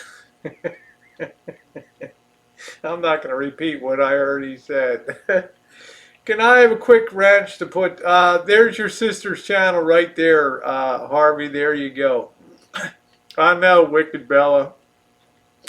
I mean, I can't believe it. Yeah, you go there to the rancho, you drive in, you just got the van, you just throw a 2x4s in there and take off for quartzite. You are the show, Marshall. Take care, Craig. Yeah, I think Cooper scored, didn't he? Poor guy who bought the Lisa Marie seats they will need a dry clean. Uh, I mean, it just shows you don't ever hesitate to put something up for sale. You know, it's unbelievable. I'm like sitting there, and here comes a guy into the rancho, and they go to the back, and I kind of take a sneak peek, and he's pulling money out of his wallet, and I'm like, darn, man. Remind me, Elvis owes me $10, by the way. Don't pull a gypsy trick on me. I got that $10 from the change I had to give the guy.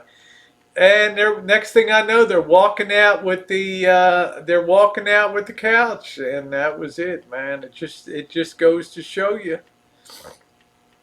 Just goes to show you. Midnight at the Oasis. Ooh, put your camel to bed. Mm. Mm, mm, mm, mm, mm, mm. That was a pretty cool song, Midnight at the Oasis.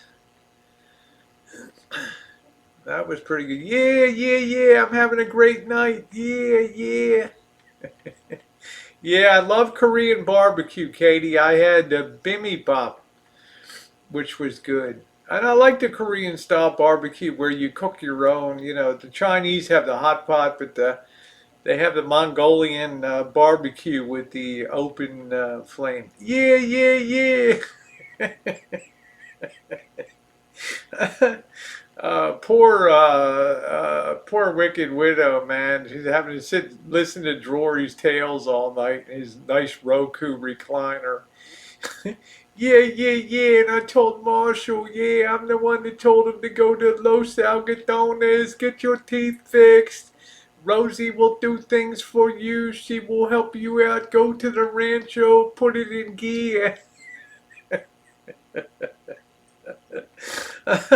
Good thing they don't tax the rancho in its present renovated condition. Exactly, exactly. What a beautiful thing. Hey, I think I love you. So what am I so afraid of? Do do do do do do do do. Ba ba da ba do boo boo ba ba do do. Hey, I think I love you. Hey, man, you want to see? You know Shirley Jones, the Partridge Family mom. You want to talk about a hot tamale? Go look up in YouTube the scene in a movie called Elmer Gantry. How you doing, Kit and Kat? Look up the scene in Elmer Gantry with Shirley Jones. She was playing a prostitute in the movie, setting him up for a fall as a preacher. But look at that was like a Jimmy Swaggart before time, and check out that scene in the hotel room with Shirley Jones. You want to talk about a hot tamale, man? Woo wee! Partridge Family love Elmer Gantry. That was probably the best movie that Burt Lancaster ever did. I think he won an Oscar for that movie. Very underrated movie. Very underrated movie. It was an outstanding movie. It was about It was about Sister. What her name is? But I did a thing on Amy McPherson, who was the greatest radio preacher you never heard of, and became big time out of L.A. Yeah, the full movie. Yeah. I think the full movie's on YouTube. Yeah, Shirley Jones was David Cassidy's stepmom. Wasn't she? Weren't they lovers too? Or am I thinking about? Or am I mixing up shows? Here's the story of a lovely lady. I had to think for Marsha Brady. I'm just saying, right? Avis says, "Are you going to the RTR? Are you gonna put it in gear?" Maybe. I'm not. I'm not quite sure. Not quite sure if I'm going to be able to get down to there. She got with. She was married to David Cassie's dad. Wasn't that Jones? No, it was God, Jack. Jack, come on, Jack. Somebody, Jack. She always talked about Jack. Jack Cassidy. Jack. Yeah, I think. I don't know. Man, what a nightmare. I don't know. Yeah, Susan Day. Yeah, I was all about Marsha Brady. That speaks volumes for my taste. And yeah, I'll probably be in there with the other nomads. David Cassidy's puka shell necklace. Boy, was he puka shell. Yeah, remember the puka shells? He was hot. My sister had a thing for that guy on the monkeys. Hey, we're the monkeys. We don't monkey around. Fundy, I just got notification that Rosie's live. Thanks, YouTube. You shouldn't have. Hey, Fundy, you know what I mean? It's by design. Peter Tork. Yeah, I'm at the bottom of the totem pole on notifications here. Bobby Sherman. Yeah. David Jones. That was one. My next door neighbor was on the Partridge Family. I knew everyone you're talking about. Your next door neighbor was on it, huh? High Watch. Huh. Alice, the housekeeper, always was a little sketch to me. I never saw her do much work. The only scenes I ever saw her was she had like a rag on the kitchen counter. Oh, hi, Mrs. Brady. There had to be a depression in the counter for.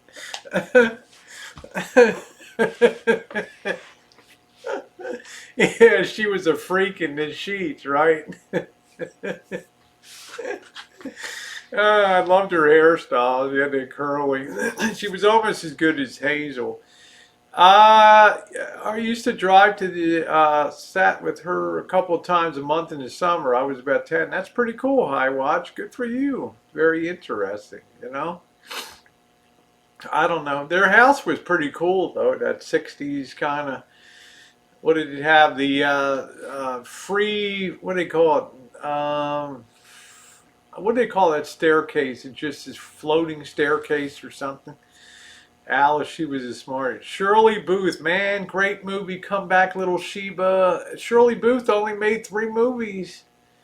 Okay, amazingly, won an Oscar. One of the most underrated movie actresses of all time, Shirley Booth. Who's the gal that's everybody's pal? It's Hazel. Do do do do do. Who's the do do do do do do do? It's Hazel. Mm-mm. She's gotten down with the milkman and the grocer too. Do do do do do. Hey, Mr. B. Yeah, that was another. Yeah, yeah, yeah. That was another great Burt Lancaster movie. Come Back, Little Sheba. Yeah, yeah. It shows somebody that tries to give in to alcohol. Okay. um, one of the really gutsy early movies about alcoholism and dealing with somebody that's an alcoholic. It was Three Faces of Eve was another one. That was a very young and beautiful Ann Baxter, wasn't it, in that? Sean Cassidy. That made me gay. There you go, High Watch.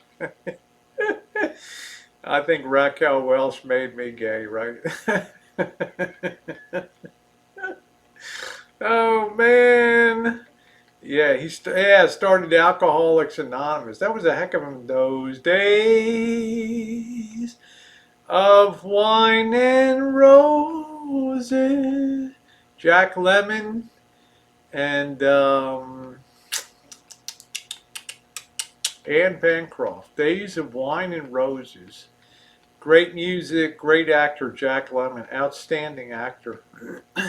A Mule for Sister Sarah. How about The Flying Nun? That was mind-numbing. Ooh. What an outfit. You're airborne. Yeah, hey Bob, how you doing? I'm on drugs tonight. Lee Remick. Yeah, she was very classic. Lee Remick was very interesting. I always thought Lee Remick. She always kind of had Days of Wine and Roses. There you go, smooth. Love is a Many Splendored thing with June Jones, and yeah, My Three Sons, which there were actually 4. Yeah, Sally. Remember Karen Valentine, room 2222222. She lived in the area here, and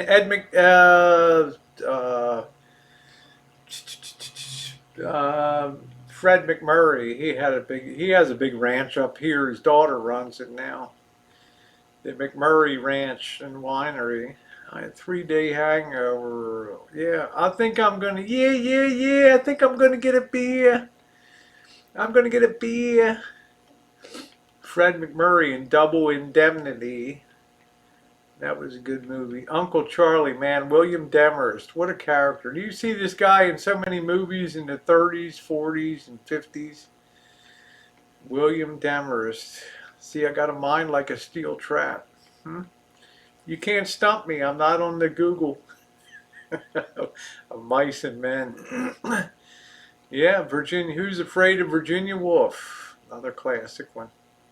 Donnie Weaver sketches. Well, there always was a little bit of creep factor. Every time I go by the Flamingo in Vegas, Donnie and Marie, I'm like,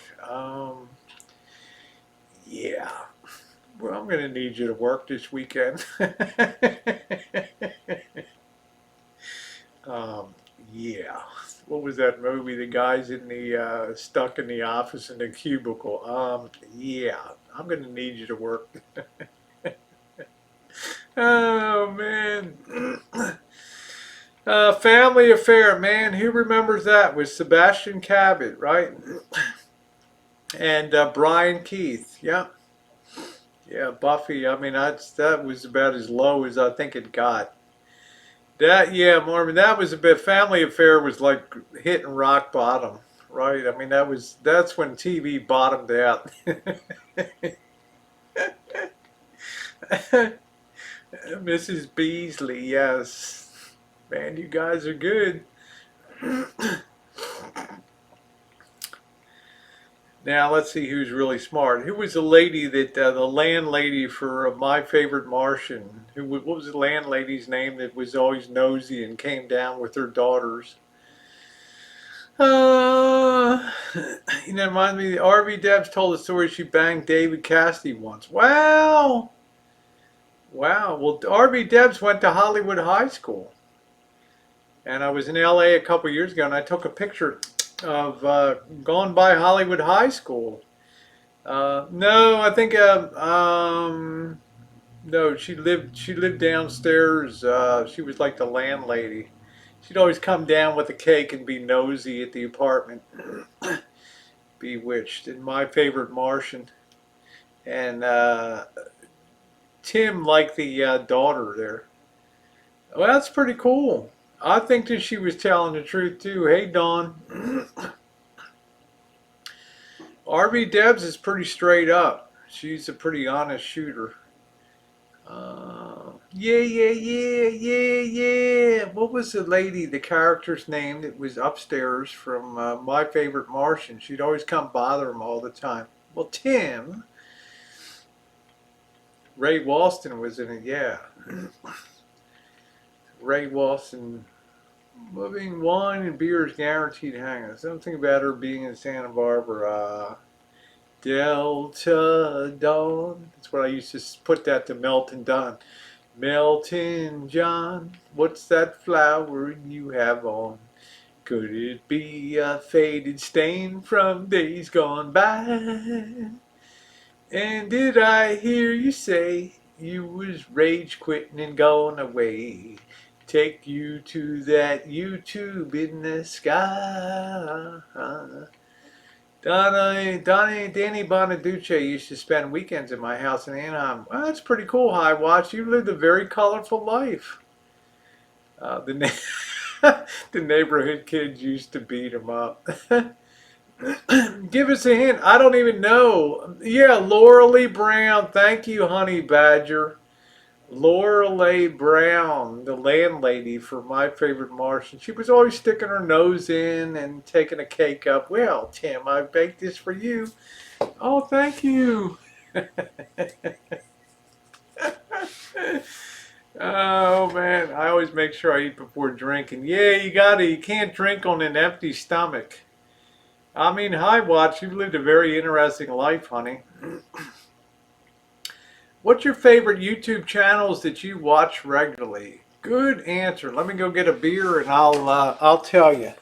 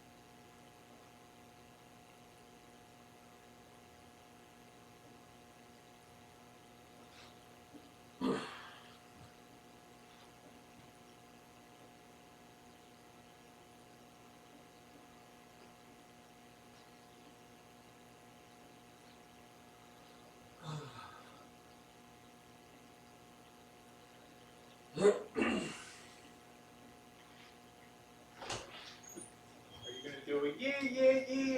Put it in gear for courtside. Just got the van.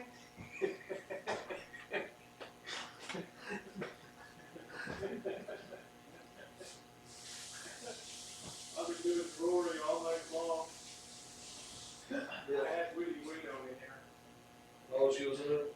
Yeah, she was cracking up. Yeah. They asked me my favorite YouTube channels that I watch, which is kind of interesting. All right, let me have a beer. Yeah, crack a beer. Let's make sure I don't spill out of the top. Yeah, Koopy went. I wanted to hear about his big love affair too. YouTube chat. I had to go grab a beer real quick. How you doing, Perfect? Cheers, Simon. Nice to see you. Let's see. Yeah, Coop always leaves us on a cliffhanger, you know. Tell us about this. Tell us about the new one. Beryl, how you doing? Good morning to you in the great United Kingdom. Cheers to you, honey.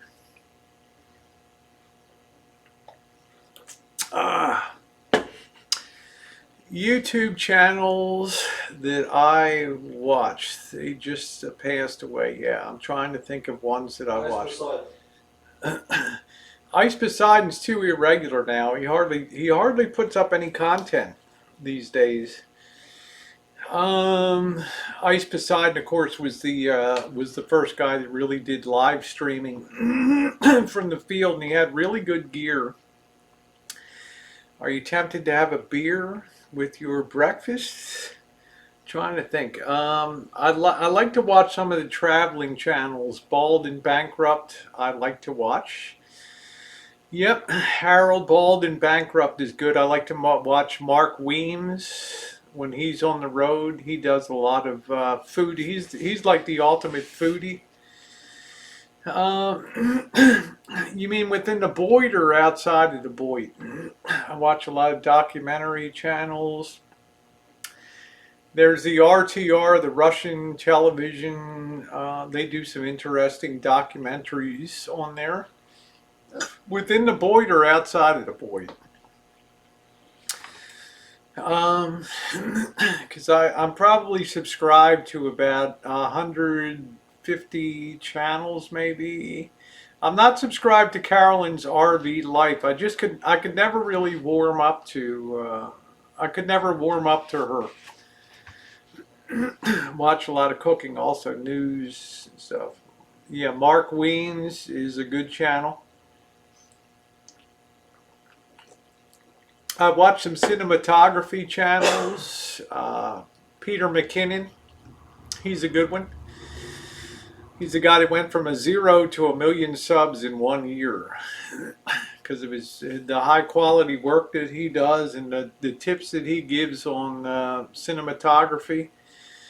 And he had a guy he was with for a while called Matt Hajapa, I think his name was.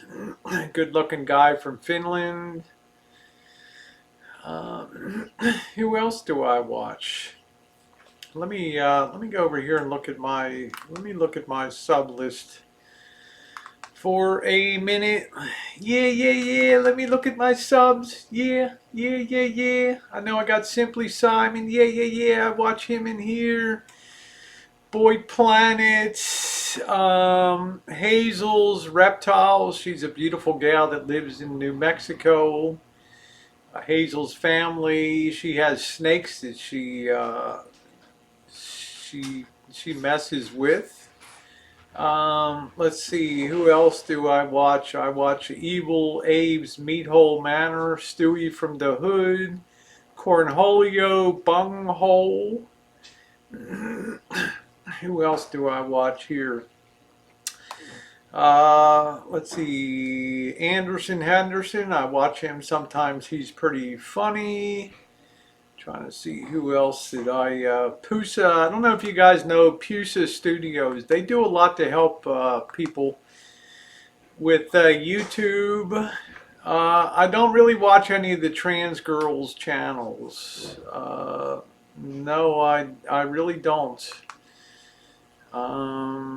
Let's see. Sammy Jacks, of course. The lovely Sammy Jacks. Insane Chef. He's a relatively new guy that's been doing content. Glenda Sully, Green Bay Wacky, Kid Blood 1, Debbie Lynn TV, Debbie Lynn. MX Kid, A Tribe Called Cookies. I did watch Wonder Hussy Adventures. She's on there. She's a nice looking gal. Camo Dave. There's a few radio, very specific ones here that Midwestern Mary, Kiwanis Kitchen. Yeah, they're kind of the one. Black Bigots. Been watching him for a while. Any special channels that you watch, Marshall, on YouTube? You watch a lot of van people and van dwellers. Yeah, I watch. Patricia said, "Evening, Marshall." Hey, Patricia, how you doing? You watch van dwellers. I'm having my last Modelo here. Cab 7. Yeah, Yes, I watch Cab 7. Mike Living Free. Harvey De Niro. I watch Harvey. How you doing? I'm having my last Modelo here. Thank you again, Patricia, for this last Modelo. I'm glad to see you here. I was actually going to ask the first thing, is Patricia here? Yep, Send she's my right Modelo. there. Very kind of you. There Thank she you. is, right. Angry Grandpa. Glad you're here so I can enjoy this. Yeah, I watch I don't watch Nomadic Fanatic. van channels that I really enjoy, that I've enjoyed over the years. Rosie knows that I was a big fan of Just Incredible. Just Incredible from Vancouver. He had a great channel, but he's really slowed down on his content and videos. He's a good guy. A lot of good info. I really right now I'm really liking obviously Cheap RV Living Bob Wills. There's Enigmatic Nomadics. They're also doing the van build down there. Camper Van Kevin, I've been really liking his channel. I like his stuff. He's doing some good stuff. Pandemonium is a trans girl. She's okay. A lot of people have not been consistent. Of course, Whiskey RV, of course.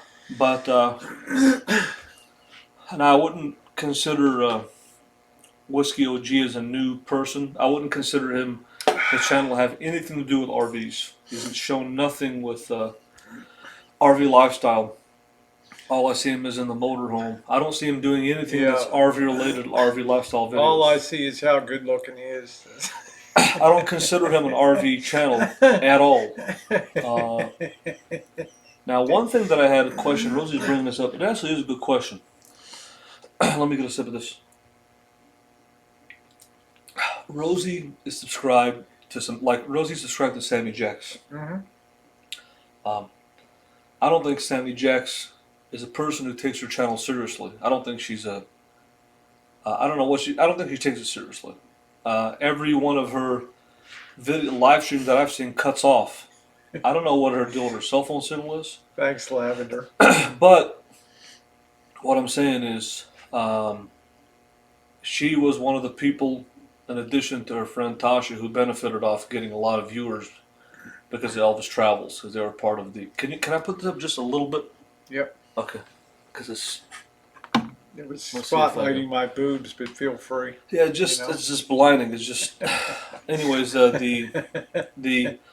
But what I was going to say about Rosie and her subscribers, like the other day, I saw her comment on Sammy Jacks' channel, and Sammy Jacks didn't reply to her. So Rosie will take the time to watch the video and comment, and sometimes people don't comment back. I don't always now she has back. Now Sammy Jacks has a small channel. It's not a big channel.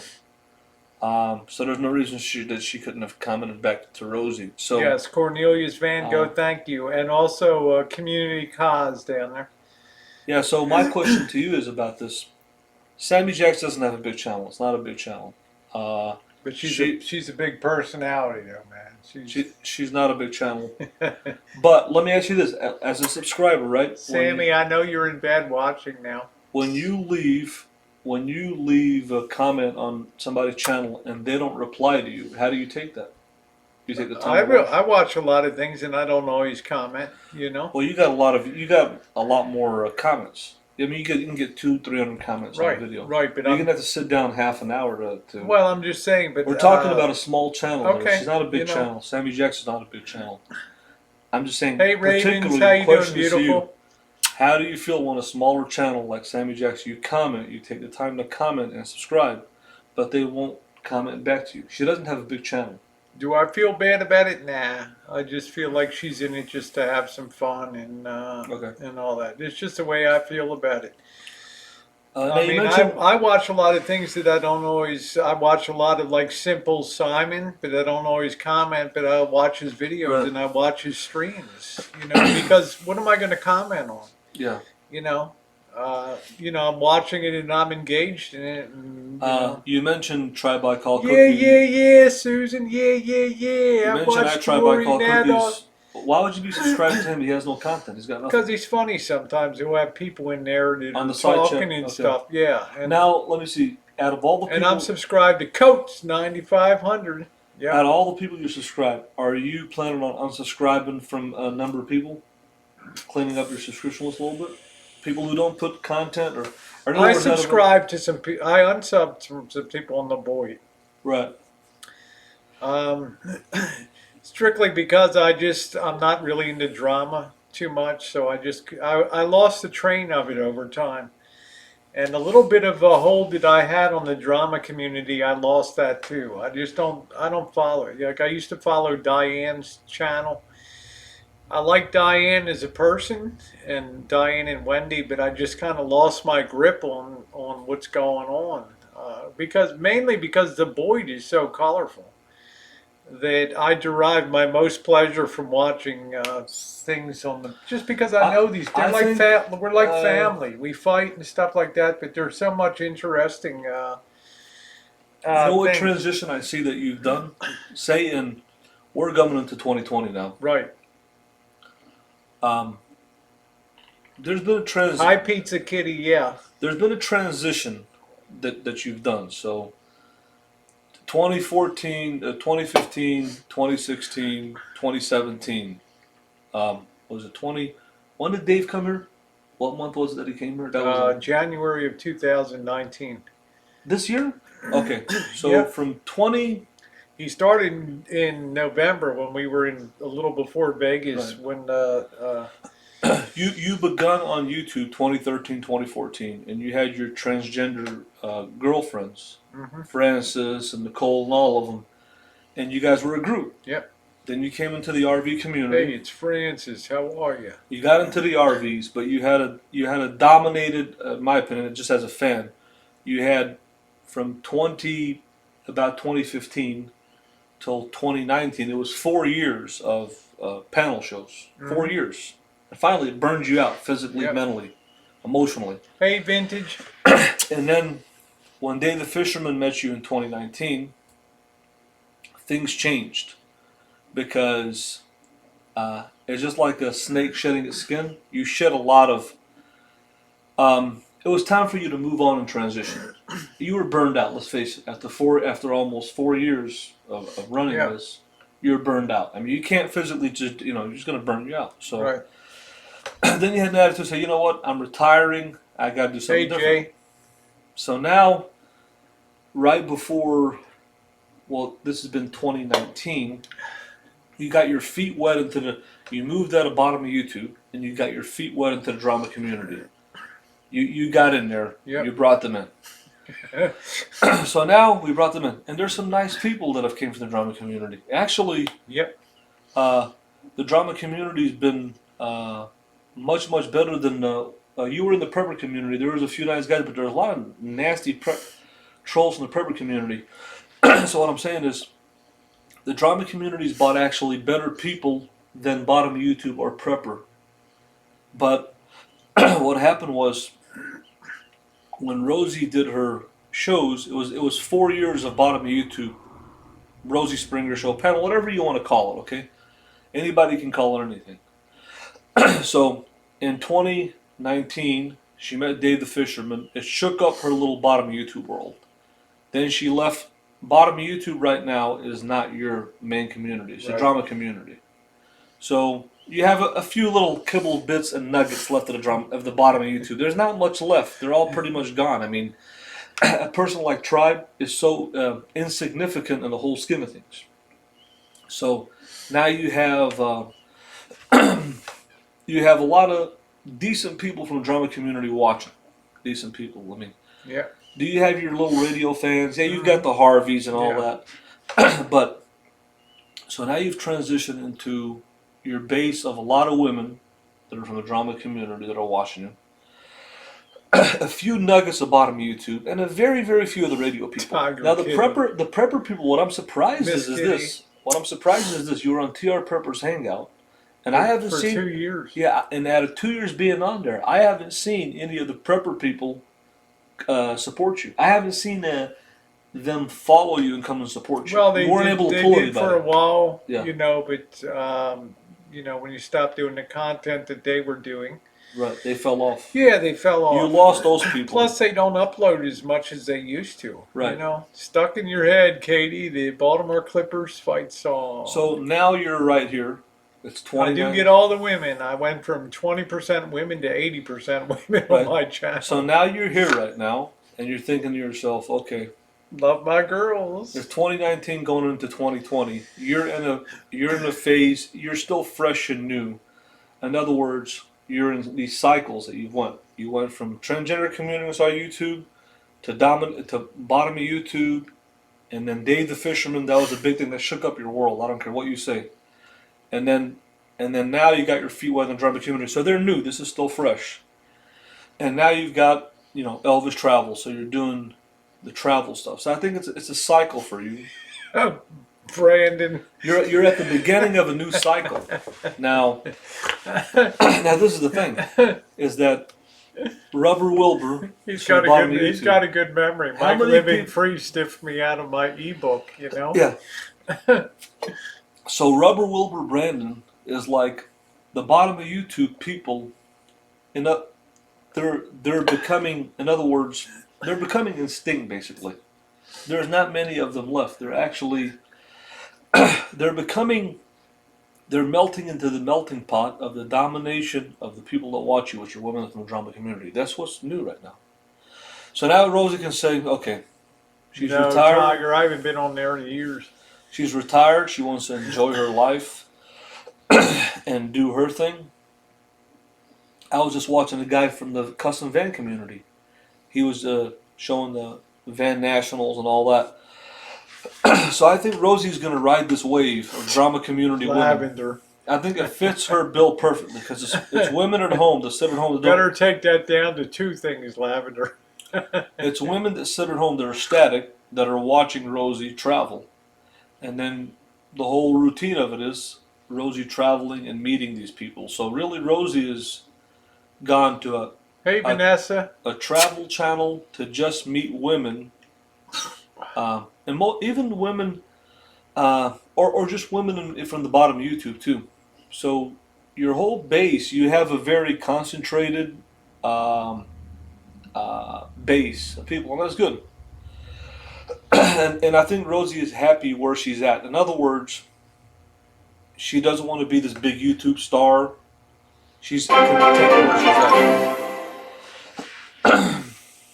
So she's content where she's at. So I think what I see is like, those emergency rooms, you see that beeline? Flatlining. Flatlining, basically.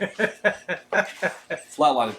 And so, and that's not a bad thing because she's happy, she's Thank you, comfortable. Simon. She's comfortable where she's at. In other words, she's not deviating from the position. So she knows if she brings in the panels, she's back into the drum on bottom of YouTube. Okay? And then prepper community, she's kind of burned out on that. So she's basically, Rosie right now is like, she's like a horse running, doing a horse race, but the horse is going in one direction. It's not turning this way or that way, just straight ahead. That's what I see. Now, Rubber Wilbur he's a smart man. He is. He's been there He for a said long this time. whole YouTube game could be over in a year or two with the FTC and the way they're doing things. Right. Now, Lavender Flower, who I like a lot, has challenged you to say, I'm not going to say 10, but 5 nice things about Rosie 5 that have nice nothing to things do with the about Rosie. van. Okay. Number I hope one. you'd say easygoing and. Number one. Rosie has natural, organic, what they call a parental love, because she has children, and that's just anybody who has a child has that. She just has that. I think she looks at me like I would probably be just one of maybe her son. I don't know. Number two, uh, she is considerate. She's considerate of the feeling towards everyone. Uh, Number three, she um, uh, she has a good work ethic and drive to get things done. Good, very good work ethic.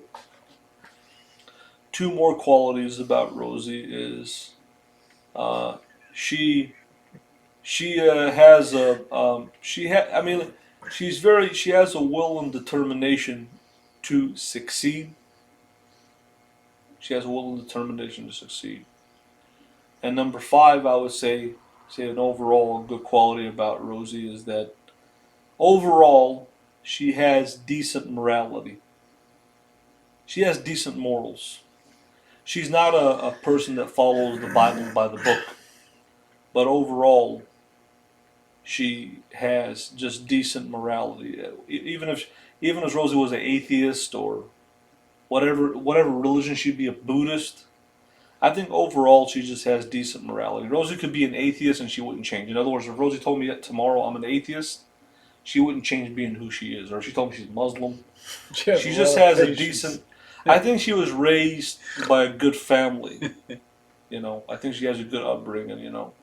And that's what I think produced. when you get raised in a large family, you learn to get along with people. I think, and to especially when you're a middle child, you tend to be a peacemaker between warring tribes and things like that.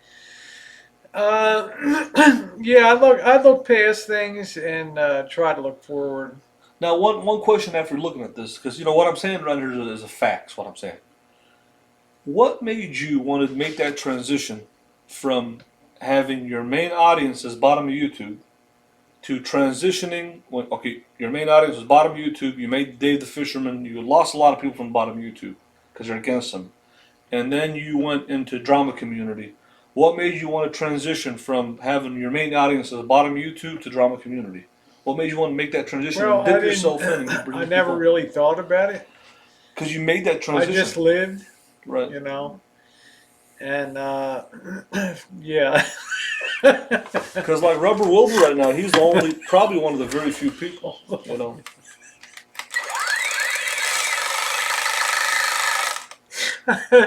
So, There we go. what made you? What interested you about the drama community to spend all that time? You spent time, It hours was and a hours totally hanging out. new community Right. that I went out and explored.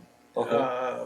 Tucker, Vinny G, and I did a lot of explorations But and what interests you met a about lot of them? people. What interests you about them? I don't see you The having level of anything. their engagement on YouTube Okay. was about like Boyd. They show up on the daily. Okay. Consistent. Consistent. Consistent Yeah, people. consistent. Consistent audience. They're like daily, and I seek out people that are like Consistent. really daily on here. And this was a community that stuff was going on every single Every day. day, and they were there every day. Every day. Yeah, so I always had something to look forward to every single day. But like the Boyd, it started to get vicious. There were certain people that came into the Boyd. Right. And it lost more of its fun, innocent aspects of 2015, and I mean, it just and panel chats they'll tend to always kind of degrade over time because it's inevitable that people are going to fight, and people are going to have differences of Right. Right. opinions, and we saw Drury's hangouts, just get a big stake driven right in the heart of those But with your hangout, hangouts. your panel that you had, everybody got along. It was like a well-oiled machine. Yeah. It was it was a most of these people don't even know who Ellie But what is. did Like you? Ellie was the main dominator of But the what would show you that tell ran me the every channel week? for. What would your complaint be besides the fact that you would show up, post one thing, and get blocked for the rest of the? I would say, okay, in my position before, put this in your mind now. Every time Marshall would come and pay your taxes, peasants, you'd get blocked and I want to deleted. share this with the drama women and even before Berg, because I've been watching Rosie since 2014. We go back since 2014, not 2015, almost 5 years. Yeah, I mean basically, yeah, almost. We're going to 2020, Yeah. almost five. Basically. The point is that imagine this now, right? And this is before Bergs and before the drama community and all this. I'm in Rosie's channel. I'm trying to get on Rosie's panel, but I can't get on Ellie's because got, all of her panel has got got me you blocked. blocked. And Nicole Green from Manchester, her good friend, she would come onto Rosie's panel right away, right when she starts to hang out. So if she got in there, she was in there the whole 8 hours. There's no way I'm going to get in. And she would be there on the spot. And she'd be there the whole 8 hours, basically. She'd run 8 hours.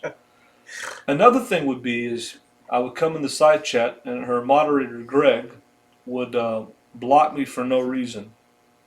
It would go off the air, and he would block me, then I wouldn't be able to come back in. And I'd have to always email Rosie and send her a message on Facebook, unblock me. So this was going on year after year.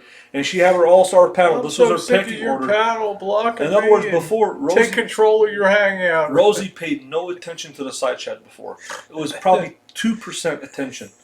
It was all about the When you have people. 10 people on a panel, you have to do the best that you can. Exactly. So before, she didn't really have moderators or rent. I mean, she had a couple of wrenches, but the show wasn't about the side chat. It was about the panel.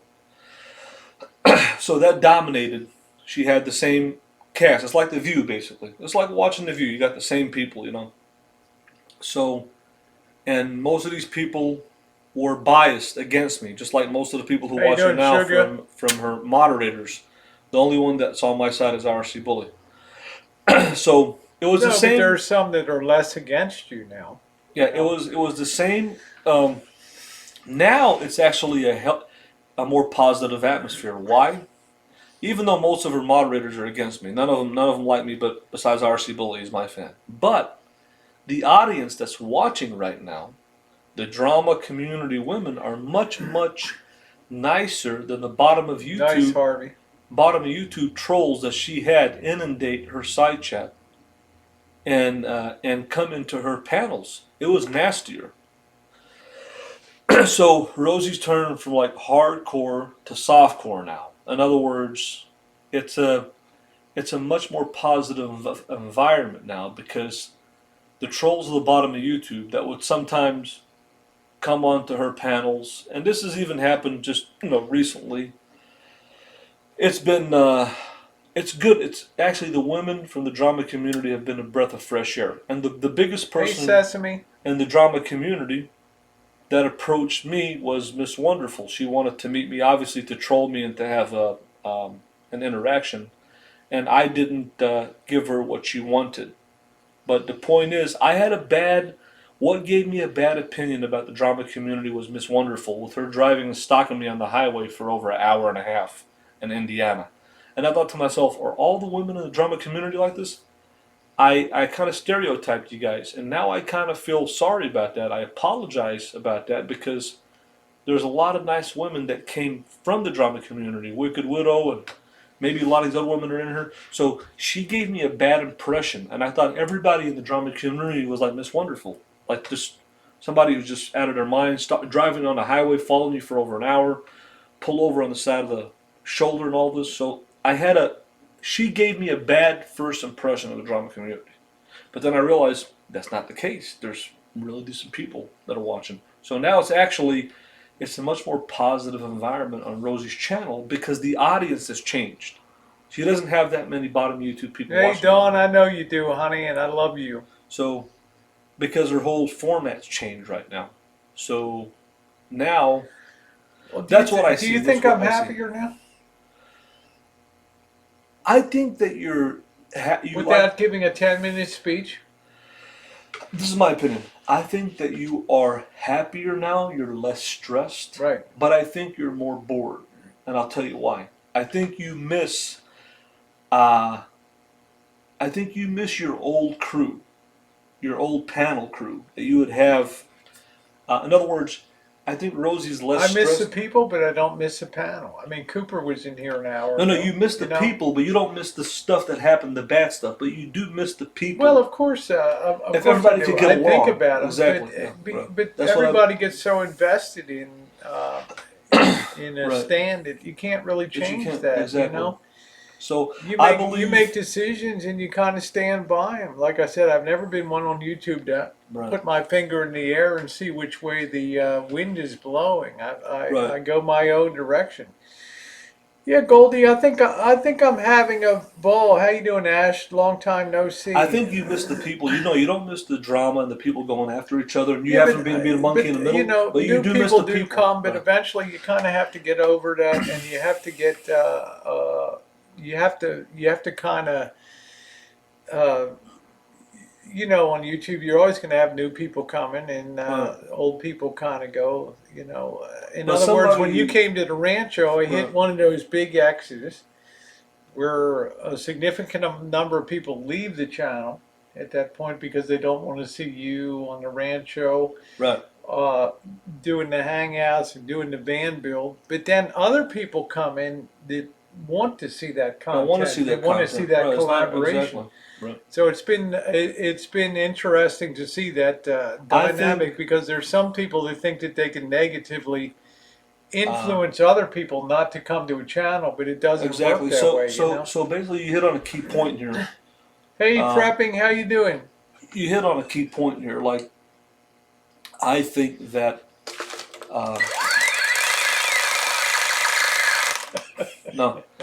No, you hit on a key point here. You hit on a key point. Now you can say this. Bergs, I'm not ignoring you. You're not timed out. You're welcome Uh, here, but I'm not. I don't care, Bergs. Nobody even cares. You can have your crew of 100 haters in there. It's not going to rock my world anymore. oh, there's The Cooper right panels there. were epic, full of diversity and great time. A lot of love and laughter. It was a special time. And boy, Elvis was disliked solely due to his behavior. I would agree with that. I would agree with that.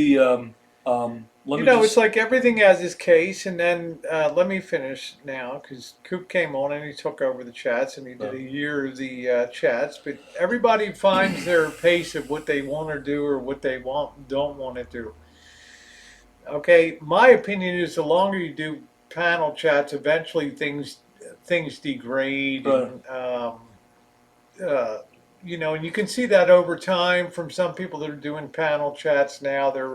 You can look at their thumbs up, thumbs down, and I'm so used to I don't even care anymore about it. I appreciate thumbs up, but you can see over time their trend of thumbs down is starting to grow. It's inevitable you're going to do things that irritate, make people mad, and make decisions that they're not going to agree with. But it's okay in life, you know. It's okay in life. So Bergs, it so doesn't matter to me. You coattail off of me. I don't coattail off of you. That's his business. Yeah, the chats are exhausting, and they should be rotated between creators. I think that would have been an excellent solution. Um, right. let's face it, when you come on it and you're running a chat for 6 and 7 hours, you have responsibility to fill that time and to be Right. entertaining. And I don't think everybody can sit there and tell stories or be engaging and things like that. So it's just it is what it is. So So I would so say to Bergs, you can dox me out. You can call family members. You can do all the harassing crap that you want to do. You've pushed away every person in life that ever even gave Tinker's damn about you. So Missy Jen and we're so over the hump now that it doesn't even matter anymore. Okay, so we've already been there, done that. Go get yourself help. Okay, all right. You know, I don't talk about you, but you talk about me on the daily. So do what you need to do. Okay, I'm not going to block him, but if he curses and stuff like that, that's a different story. I mean, you show your true colors. You push away every person that ever showed you caring and appreciation because of an insane jealousy for other people's attention on YouTube. It is what it is. If I could give you all of mine, I would do it, but there's still not content that's worthy that you create, short of talking about other people that anybody would really care to see or appreciate it. Okay? So, So yeah, I Rosie, live at 759 Dutton Avenue, Santa Rosa 95407. My ex's name is Zofan Hoff, and I am living here on the rancho, which I fully own. So, yeah, short of that, have a very good evening and enjoy yourself.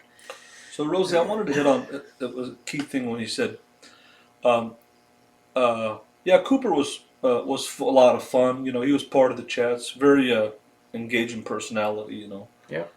Rubber Wilbur Brendan, he was great. You know, a lot of these people, Corey, everybody else. You know, but you know, Gerald, Coast 9500. But the Well, the point, thing I liked about Cooper, he was genuinely a funny person. He didn't have right, to, you know, he could create his own fun. He could play piano.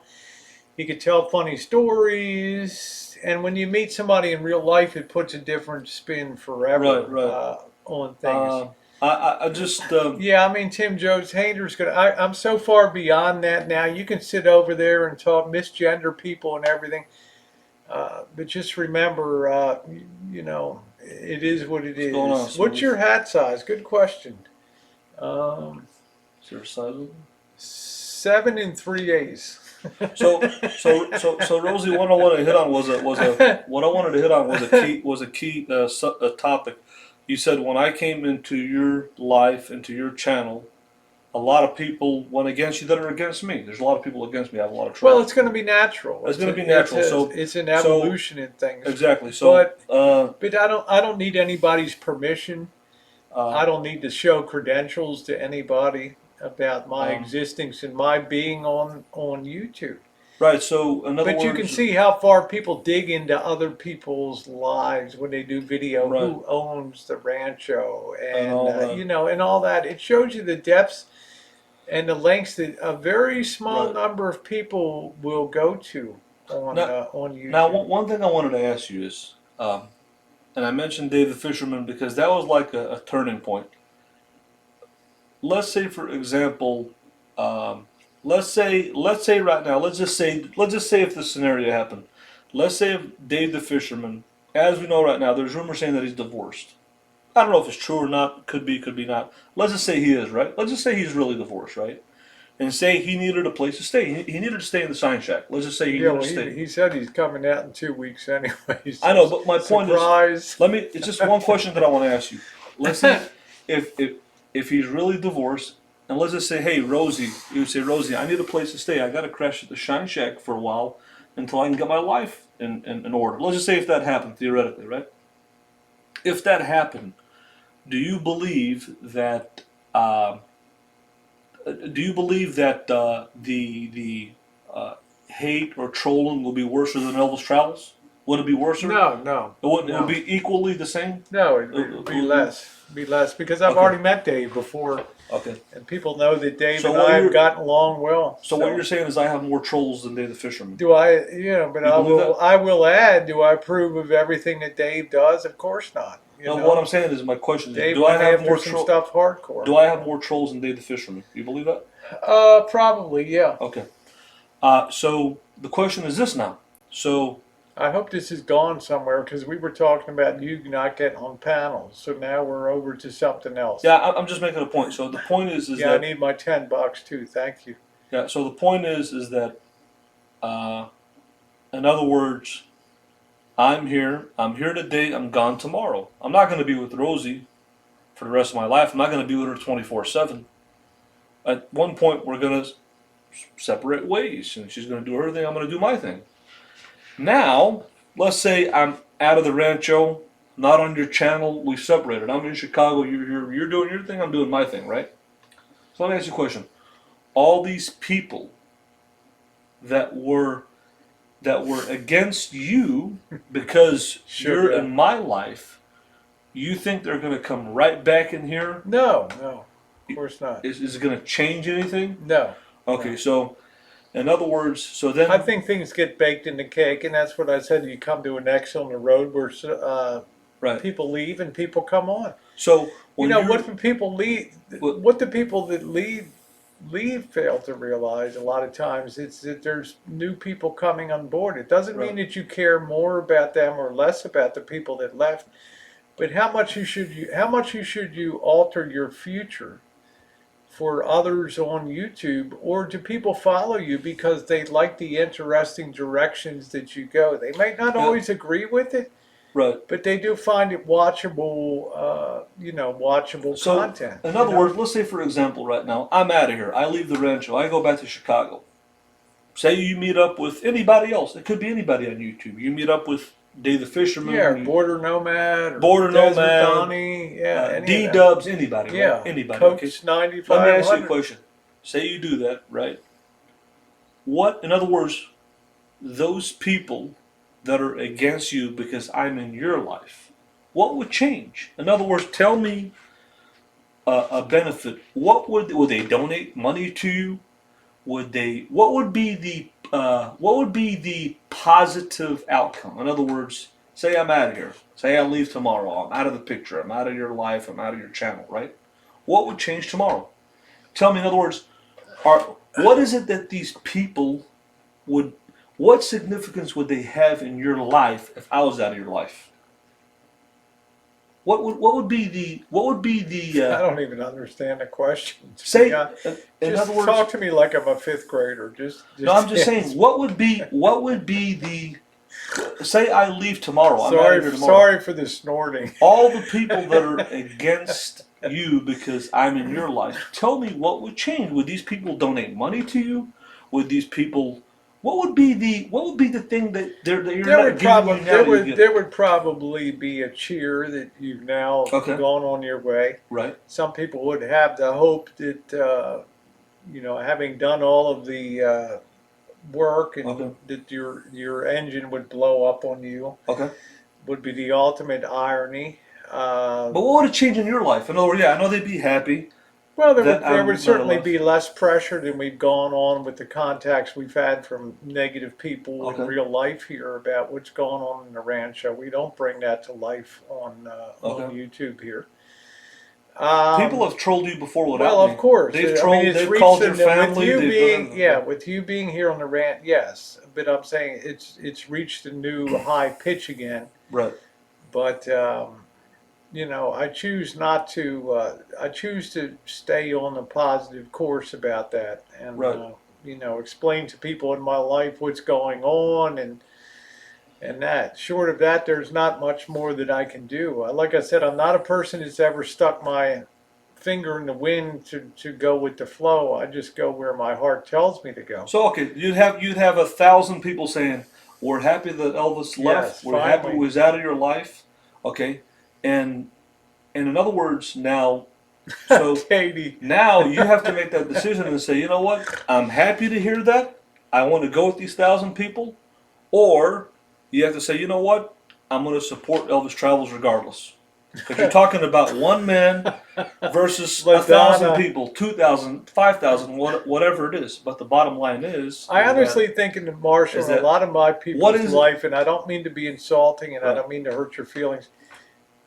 You haven't reached a point that you're that significant in their lives. In other words, I still have enough currency right, to carry a lot of people here that still enjoy right, the content. In other words, they can kind of set aside their feelings. I'm sure some of them now are reevaluating the direction that you're going now. There's more people daily that are interested in the van right, remodel. There's more people that are clicking off the calendar days that you've not done dirty deletes or done negative things here on YouTube. I mean, that counts for something And What do they have? not What, that I've what do ever they? asked. Not that I've ever asked you to. No, there's nothing. But I'm There's just nothing saying- that I can do to get those people to approve me. There's nothing. I haven't Well, talked. I haven't done then nothing. what you're saying negative is for, that's for right. almost a half a year. That's right. So there's But nothing. I'm There's just saying. impossible. I'm just saying. But that should that guide your future because you're not being rewarded by that? No, you should want to be a more positive person Right. because of the potential new people that you can engage. That there are many now that have come on. You know, the Patricia Wakefields, the Sandy Callies, the new people that are coming into the community that are appreciating what you're doing now. Right. You know, the cooking, the van build, the fact that you're not being negative on a Well, in other words, what we're saying in the bottom line is that, like Rosie said, once I'm out of her life and her channel and her content, and all the people come back, and like she said, Elvis is gone. Yeah, hooray! Yeah. Things is gonna blow up. I hope he get cancer and dies and all this stuff. I hope his mom dies and they'll come in don't say and that. celebrate. But the point is Nobody this. would ever say that. The point is on this. that. The point is this. Is that I have done for 6 months content on the road. Haven't talked about anybody. So, like Rosie says, it doesn't matter what I do or what I say. Haters are always going to hate. Period. They're always going to hate. Period. Well, that's So- where you and I will disagree. And this is where me and Rosie differ. Yeah. This is where I don't agree with her. I don't have to change who I am or how I live to manipulate or get people to like me that hate me, because they're going to hate me regardless. It doesn't matter what I do, because I've been positive for 6 months. Haven't trolled anybody like Bergs, haven't done nothing. And they still hate. So there's nothing that I can do physically, verbally, mentally, content-wise to change those people that hate me to like me. There's nothing that I can do. It's impossible. You see what I'm saying? That's just my point. Well, So, that's where we I disagree, and I don't think we'll ever close the gap on that. What do you I- mean? How can you? Time closes the gap, Marshall. Time and time, travel, positivity, adventure. You know, there may be a point where you don't feel like doing some of the stuff that you used to do. You know, you change and you But like mature you said, and you you move have on. to Now make a you're decision. now you're more interested in Right. RVing. Right. Not But- that you weren't, but you're more interested in hitting the road and the adventures and seeing. You've changed a lot the last 6 Yeah, months. but I'm going to tell you now. Yeah. You've changed. I haven't changed. Okay, No, I yes, haven't. you have, because No. you got a taste of the road life, Right. and you've definitely changed, whether you choose to recognize it or not. Okay, your whole outlook on life has changed since we traveled together. Right. Your whole bearing of what you want to do on the future has changed. Well, I Okay, mean, a from van a build travel, is from now a travel coming aspect, to- from yeah. a travel aspect, And when you're traveling, you don't have But- time for a lot of BS except where you are and what you're doing. walking down a dark road. Exactly. But traveling and being on the road costs a lot of money, costs gas money. You have to have the money behind you to fuel that. Let's face it. So let's face it, you do the content first and then the So- money follows. But to admit that you're defeated before you started no, I'm runs not. counter to everything I've ever believed in on YouTube. Yeah, I'm not admitting that I'm defeated. I'm saying the bottom line is this. This is where it comes down here. When you do something, you got to do something all the way. In other words, if you have a massive people that are saying, we don't like Elvis Travels, we don't want him in your life, we don't want him in your channel, you either have to listen to those people or not. There's no in between. There's like no gray areas. We know You have be to- hot or Be hot or be cold. So, and I will and spit, knowing, I and- will spit thee out. exactly, and knowing for a fact that for over 6 months since Toronto to now, it's been over 6 months. What was it, Toronto? Since Toronto to Yes, now, I agree. we've done travel, and we've done content. There's been no drama. There's Yeah, been wait no a minute, gossip. There's Coach. been no talking about anybody else, and so that's the bottom line. Now, Rosie, this is where we differ. I see YouTube as a business.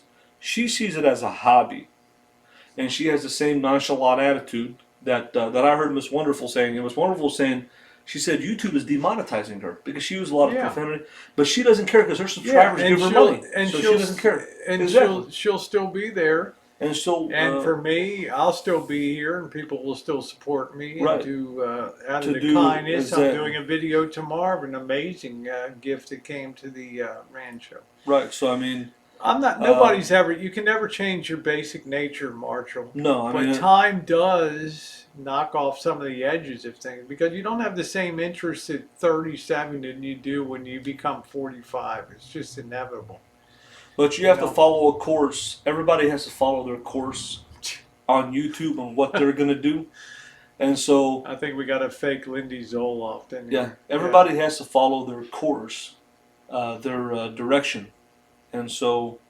Um, they got to follow Yeah, what and I'm not. they're And gonna I do. told, Right. hey, how you doing, Pam? And I told you before, Marshall, I would invest nothing in a so-called turnaround story.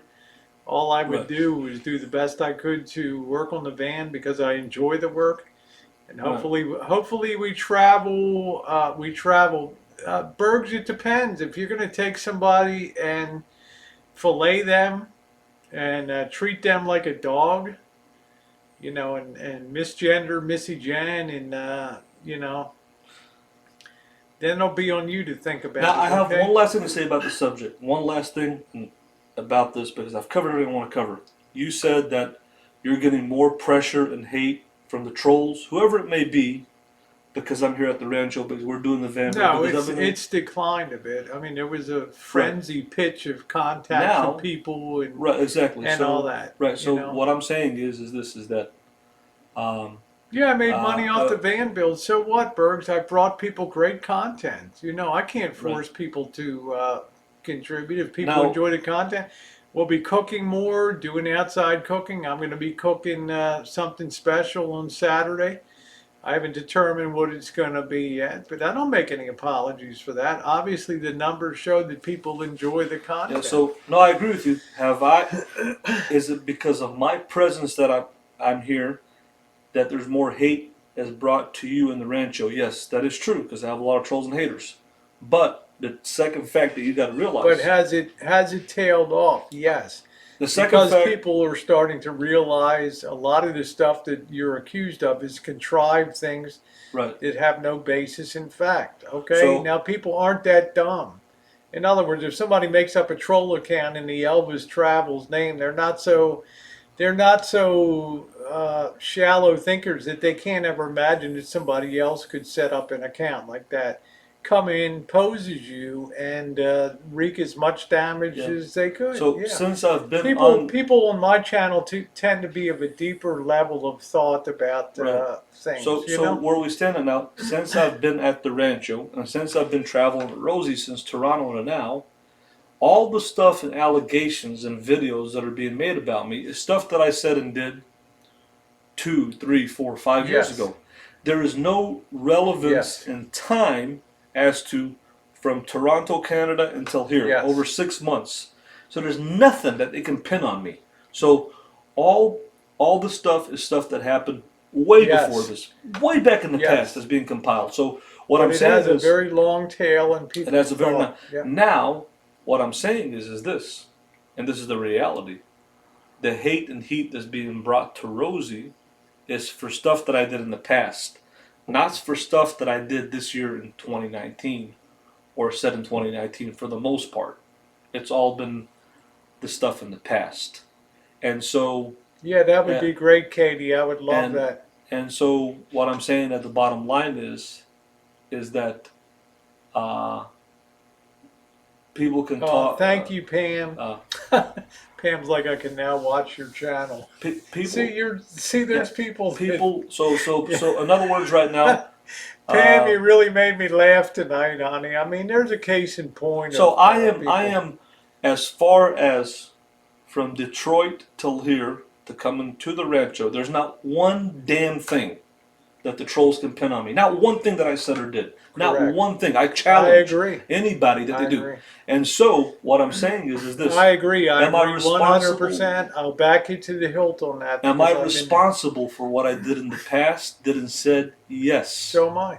But at the same time, the heat that's being brought to Rosie here is for stuff that I did and said in the past, not in the here and now when I'm talking the past 6 months. There's not one thing that these people, and you know something?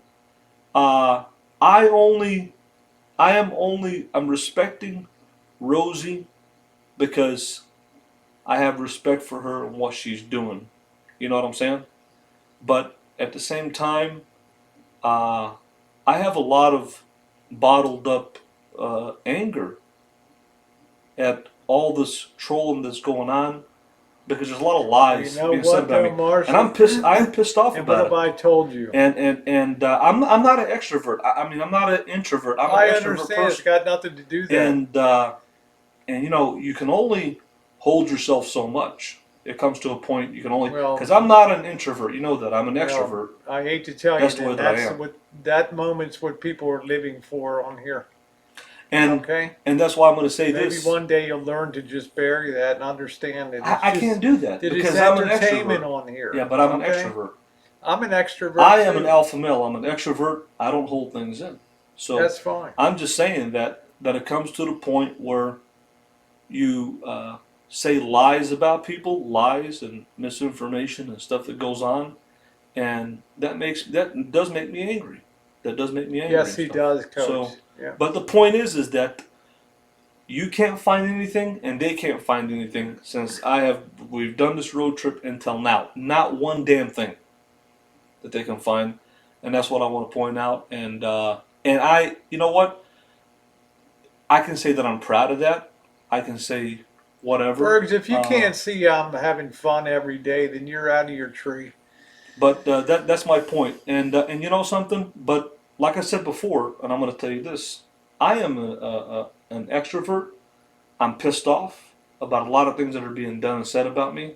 I'm not happy about it, and That's I'm not not my saying that's not my problem. Let yeah, it go. I'm not your keeper. yeah. If And you want to blow it loose, blow it it's, loose. it's not yeah. It's You not know, that I want to and blow loose. then I'm just and then saying blow it up again and just restart the cycle. Don't you yeah. understand? There's people out there that want you to chimp out. They want you to No, go nuts. yeah. It's not But you're about not deep enough level thinking to go that I'm on a good path. I've had a great summer. right. I'm having a good time. No. People are starting to support me It's not in a about positive it's not way. about chimping out. It's Who about cares if their uh, opinion, if they believe certain things about you? no. So what? It's not about chipping out. You know, the people It's that about believe, it's about you know, pointing out lies that are said about me. If I'm a public figure and somebody's lying about you, if somebody makes up and lies about you, say something about you, aren't you going to address it to the public it's and fine, say Bergs. You do what you want it's to not true? do. That's I all I'm don't saying. care what you do anymore, Bergs. It's not Go about. do it every day. Enjoy your hate. You know, it's fine. I'm so far beyond that now. It doesn't even matter I'm anymore. just saying my point. It's not about chimping out or attacking anybody. If somebody lies about you, do you address it or do you just ignore it? In other words, somebody says a I lie ignore about it when you. I think it's just of the intent to join a crowd and participate in a circle of I Right, don't want to say hate. Very few people hate on YouTube. right, A circle of joyful dislike of what of you. right. Okay. But And you know that's the way I feel about it. To me, it's water off the back of a duck. Okay, there just reaches a point on YouTube when you've been through so much, when people you care about have been through so much and stuff. That just reaches a point. It just is like move on, be happy, and enjoy yourself. You know, yeah, I mean it's and you I need to let it go and turn a new leaf. If you believe in Christ, like you say you do, you would turn the other cheek and forget. You will I'm not not. the one attacking anybody. It's Yeah. not. I'm not the aggressor. I have But people you know what attacking. I did? I'm not the aggressor. I'm not. I know, They but you haven't know told what I nothing about did? anybody. You know what So it's though? like But I unsubbed that. right, I unsubbed that flow of audio, right. and I don't hear it anymore. You know, it. I just do my own thing, and I'm happier for not being a part of that. I'm happier for I'm not not being a pushing part of any that. propaganda or agenda against anybody. The Yeah. propaganda and agenda is being pushed against me. I'm not Good going after night, anybody. Brooke. Take care, Yeah. sweetie. I'm just saying when people lie about you and they make things up about you, Sugar cane. do you address it to people and say, "Hey, this is not true"? It's not about attacking anybody or cursing anybody. It's about addressing misinformation being presented about a YouTuber. Uh, Misinformation or lies. That's all I'm saying. You know what I'm saying? Because now we're getting to the point YouTube is serious about their business. They're not going to monetize hate channels and all that. And that's all I'm saying. That's all I'm saying. So yeah, I'm proud of myself because they can't But you know find what, anything. Marshall? You can't find anything. I'm never going to hold at you all. back if you want to rant, and you don't say because Rosie held me back. You rant, you take responsibility for it. You say the things that you want to say. It's not on me to Yeah, moderate your speech. Okay? yeah. No, it's not You about. know, as long as you're speaking factually about things from your point of view, that's fine. I'm not gonna. Good night, Sugar Cane, handsome. Um, you know, I'm not gonna tell you to hold back. All I would encourage you to do is to be moderated in your delivery and not engage people in back and forth. But that's just me. In other yeah, words, I'm no longer invested in change with you. That was 2015. right. Okay, and I'm Now, not going to ever influence you, tell you what to do. What to do. I just noticed that the rewards of positivity are starting to accrue now on an almost daily basis. And to me, that would be enough evidence that I'm moving in the right direction. But I don't really care, you know. right. Yeah, I'm just saying that No problem, Tiger Kitty. only that. In other words, you see, only 10% of your people come and watch me. Only So 10%. far. It's very So small far. so far. What Uh, percentage of your people watch me? Very little. I would say Yeah. very little. But Yeah. what I'm saying is Is that's it the reality. growing? Yeah, it's a It's a reality. slow. Don't expect. These people are used to seeing me in my show. You Right. know, Exactly. Like like your people are used to seeing you in your show. I don't exactly. expect some of those people will ever come over So to it's my channel. no, Sugar King. it's YouTube. Like I said, Patricia is one of them that's been coming in and positive, and that's good. You know what I'm saying? That's good. All I'm saying is the point is that people can say whatever they want about me and what I've did for years, Velvet. but I am proud of myself, and people can say I am acting cordially because of Rosie or because she's doing the van build or whatever the deal is. Uh, I'm acting. I've been positive for the most part. In other words, uh, people have been. I'm not. I have not been the aggressor. That's The true. other people are the aggressors. I have not been the aggressor. I've That's been true. living my life and doing my content. That's true. I'm not talking about anybody. And But I'm and saying so if and, you and so, have but the been what bottom line I is that it's a very slow growth because only 10% of your people are really watching me, and I do appreciate the support, but it's not. That's just a reality. The yeah, majority of but these what people in you're here will not. what Will, you've always had this blind spot in your mind is that you always think what is today will always be. right. You've never had the ability to project a trend forward and take that forward. In other words, you're defeated before you even see the people in my channel. You're like, well, not many of your people come over to It's me. only 10%. Doesn't It's not a matter. big. It's Is it not a big growing? number. You can't see things like Shoot the Shit comes on tonight. She says, I can finally go over to your channel again, Marshall. Or the Patricia Wakefields come up, or the Sandy Callies, which is a wave of new people. Was it? You have no ability to recognize. No. So I see you just always push in the negative direction. Well, now I'm going to go on the assault and I'm going to blast some people out there. Instead of ignoring them as not significant in your life, you give them all this attention No, I didn't say and I'm all gonna. this credence. No, you want to get on there and set this record straight. Most of the people on here know that crap that's said on other channels isn't true. You know, in other words, if you were this big bad troll that said these terrible things, well, I'll look forward to the day that YouTube legal department takes your channel down. You know what? It's never going to happen because it didn't happen. I've already made this decision and worked and figured it out in my own mind. I don't have to respond to that nonsense, okay? Right. It's people that have discovered that it's good business to either talk about you or me on YouTube. That's the bottom line. Well, for somebody like Terry, I've seen her on the troll chats where they're talking a lot of bad things about my mom. Okay, and she's in there. She's a woman. She never says. She never says something Yeah. like, "Hey, How attack Elvis all you how want, but will is you it change okay to that? attack his mom? How will what will you do to change that? How can I make and it's common sense. You can't. She's a person But that people goes. that see people doing that Yeah. naturally start to get turned against those people, and they start to come over to the other side Yeah. because they think morally within themselves that it's not right to That's talk the about only somebody's mother. That's mother. that's the That only turns, point. Right. quote, my drama women, that turns my drama women slowly and surely against those kind of people and against against places where Yeah. that kind of Yeah, the only is thing I was allowed trying to to bring go. up is troll channels that are attacking my mom, saying they wish she dies before I make it back to Chicago. Terry is one of those people who goes into those channels and participates and watches. And as a woman, it's just a question. As a woman, do you think Terry, it's okay? It's just a simple question. I'm not attacking anybody. I'm just asking a question. Is it okay, you as a woman, I believe you're a woman, is it okay with you that these trolls are attacking my mom and saying they wish she dies before I go back to here in Chicago? That's not attacking anybody. It's just asking a question. That's all. I'm not attacking anybody. She's a woman. I'm No, assuming she's a woman. I'm asking her. It's a question between me and her, one person. Is that okay with you? There's a lot of women watching. I don't think it's okay with most women, but I see a handful of people that go to these chats. I see the names. I know the names. I see them. I see the Lavender Flower and Terry A. Is that okay with you? It's just a question that I'm curious to know. You think it's a moral thing? Is it Well, okay here's an moral? interesting one Not even about me. from Craig in Perth. Says, Marshall, you banned me because I did not give money. I don't talk crap and cause trouble. Got treated how you treat people, Marshall. Don't beg all the time. It'll give you what you think you deserve.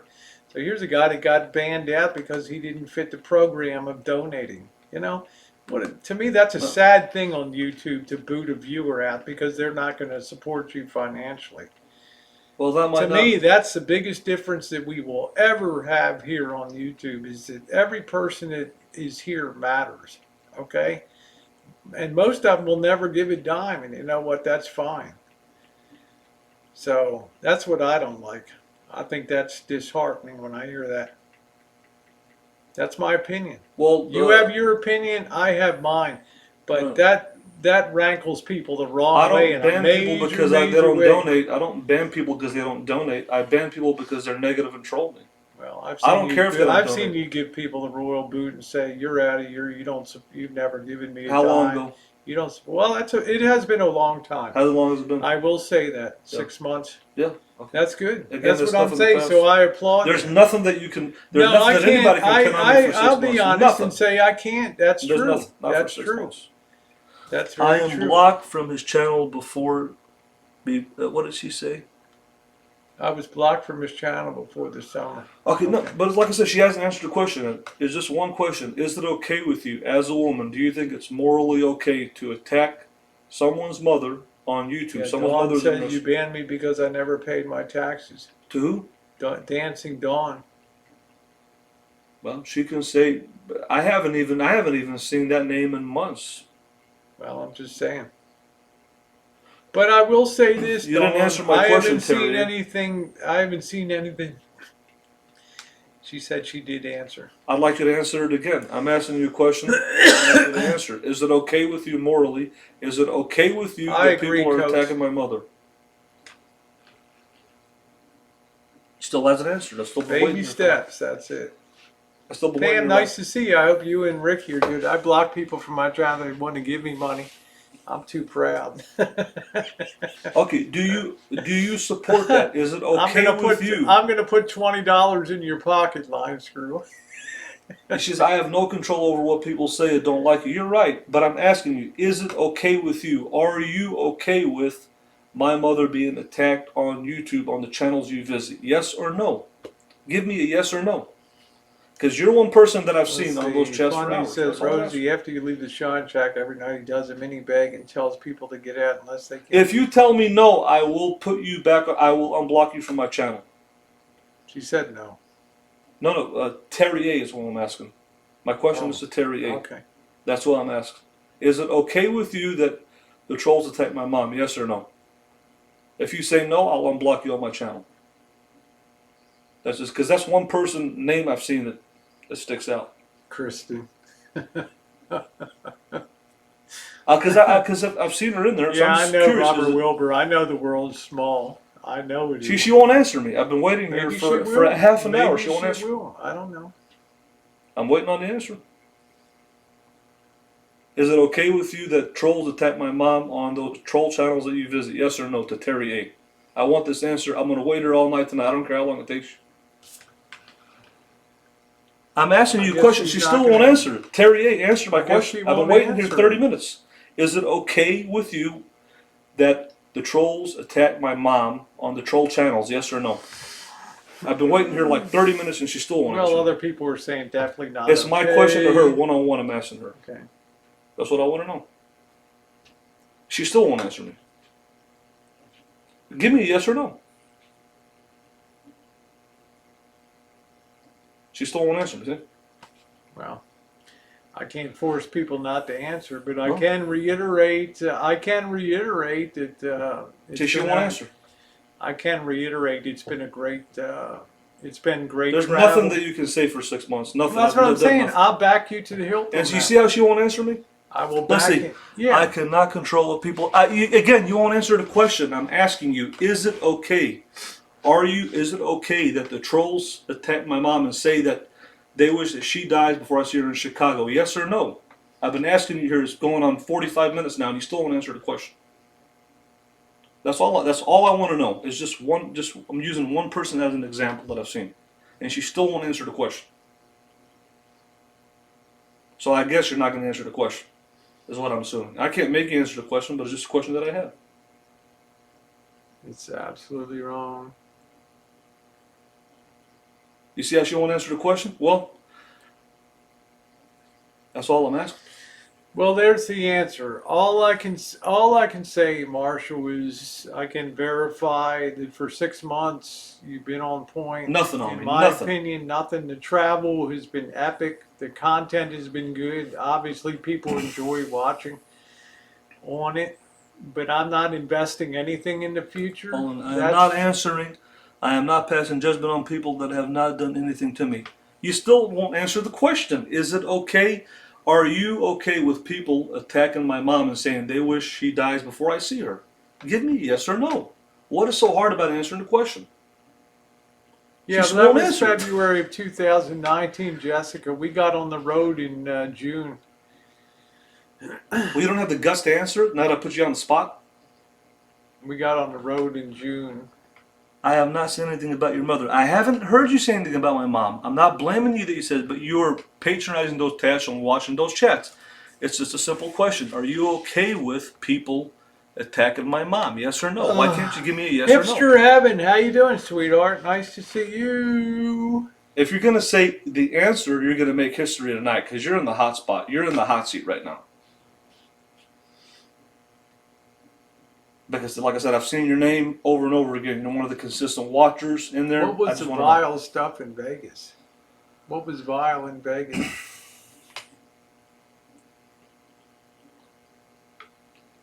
And if you say no, I will unblock you. You're welcome on my channel anytime. If you say that you agree that it's not right. But are you What's the most powerful receiver I have? The Kenwood GX9 is a powerhouse. The late night hangout he did. I don't know. So I'm glad that this came out. I'm not going to repeat myself, but this is Okay. an example. This is an example here of a person swayed by public opinion that doesn't have the courage to just answer a question, to just give a yes or no. And you know something? I'm glad that I saw Terry A in here because I've never heard her say nothing about my mom. I've never heard her That's say a good anything. thing. But she's just in there watching, and I'm just wondering, as a viewer, if somebody's watching that, are they okay with it morally? Yes or no? But I'm sorry that I couldn't get an answer from you. I hope I can get an answer from you. I think in the future. obviously answer for most people is For most people, no. but she That's won't a answer. So yeah. Let's see. All right. Anyway, I have been very happy, and I will just reiterate: it was a great summer of travel. It's been really good on the band build. The cooking has been good. The people are watching, and there are people supporting, which is a great thing. And I really appreciate that for one thing. I'm going to try to step in and cook something Saturday night, something simple. I'm not the accomplished. Right. Like I said, I'm gonna move forward and move on. But I see a lot of people that are going to these channels. I can't tell anybody what channel to go to or who to watch or what to do. But all I'm saying is that you know Okay, LaDonna, take care. I'm just it suggesting you just it unsub and move on. Don't it even watch them, man. It it. doesn't even go into my head anymore. Okay. No, but what I'm saying is that. I knew what the deal was. I figured out what the purpose of it was. It didn't, But when I don't someone have to give it attention. I just move on and the keep being, yeah the only point that I'm making keep doing the things that I'm doing and being positive. the only the Marshall, please I'm don't going to be unblock me. cooking on the Okay. camp stove, I think, Um, Katie. Okay, Terry, I won't unblock you, and I take it that it is Thank you, okay Terry. with you that trolls attack my mom. So you're a hero to the trolls. I salute you. Now, so knowing this, and I'm glad that this came up, is just the point that I'm making. It's people are swayed by a mass public opinion because it's a mass mob mentality. So either Okay, thank you, Pam. uh, I'll sure try to make that. I'm sorry, Marshall. A lot going on. I got sorry, other important people. okay, Pam in here. I love her. right, Her private Patreon. Thank you, Pam.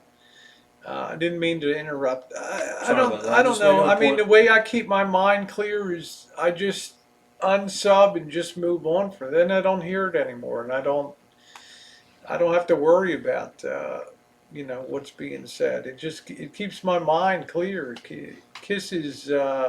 Kisses, pretty mama. It just keeps my mind happy. No, I'm not assuming. It's just a question I'm But asking. I'm saying, but A I'm saying person. this, man, you do what you want to do. If you want to go raging against somebody, It's not that'll raging. be it. Am No, I but I'm asking a not question? raging. But if you want to get in there and do a state of the steering wheel and tell people how you feel about stuff, I'm not going to stop you. No, You steer your own ship. What I never want you to do is have you leave this place and say, Rosie was like Comcast cable. She choked down my no, speed. no, no, no, Okay? no, no, no. I'm not doing that. No, all I'm So if saying there's is something that you want to put out, you put it out. I don't restrict any of your free speech. no, no. There's no requirement that you be here, that you filter yourself. Right, All I say is help on the van build, which you've been doing. right. Buy some food once in a while, which you've been doing. You've been buying all your own food and Right. everything.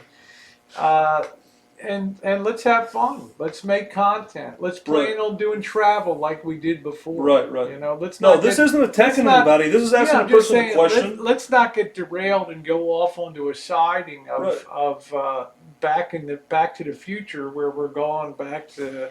No. It's just because To that. I saw Laura's Hope in there. I saw a lot of other people in there. And I'm just saying, it's just a question that I had. If somebody watches a person's YouTube channel, it's just a general question. Do they agree with everything that person is No, saying? of course not. Or are they just there for entertainment No, purposes? chats But are always shifting with people with different moral opinions, exactly. with People different watch it for ideas different about things, what's acceptable and what's not. And I was just curious. It's just a question that I asked, but she won't answer the question. So Thank I'm not you, attacking Ginger. anybody. It's a question that I'm asking. I'm an adult. I can ask a question, and a person can either answer the question or not. So I'm not attacking No, anybody. I'm not being I don't vulgar. buy any of his. I'm not using profanity. Food. It's just He a question buys that I all of asked. it. He usually buys a week of food at a time. And the same question to go for Laura's Hope and a handful of other people that I've seen in their lavender flower and just other people. It's just a question. Do you agree with this? I would love for you and Elvis to call in on Patreon to sing Christmas songs. Yep. What's my favorite? Cantique de Noel. Oh, holy night, the stars are shining bright. You're a Patreon subscriber of ours, right? Yes, I am.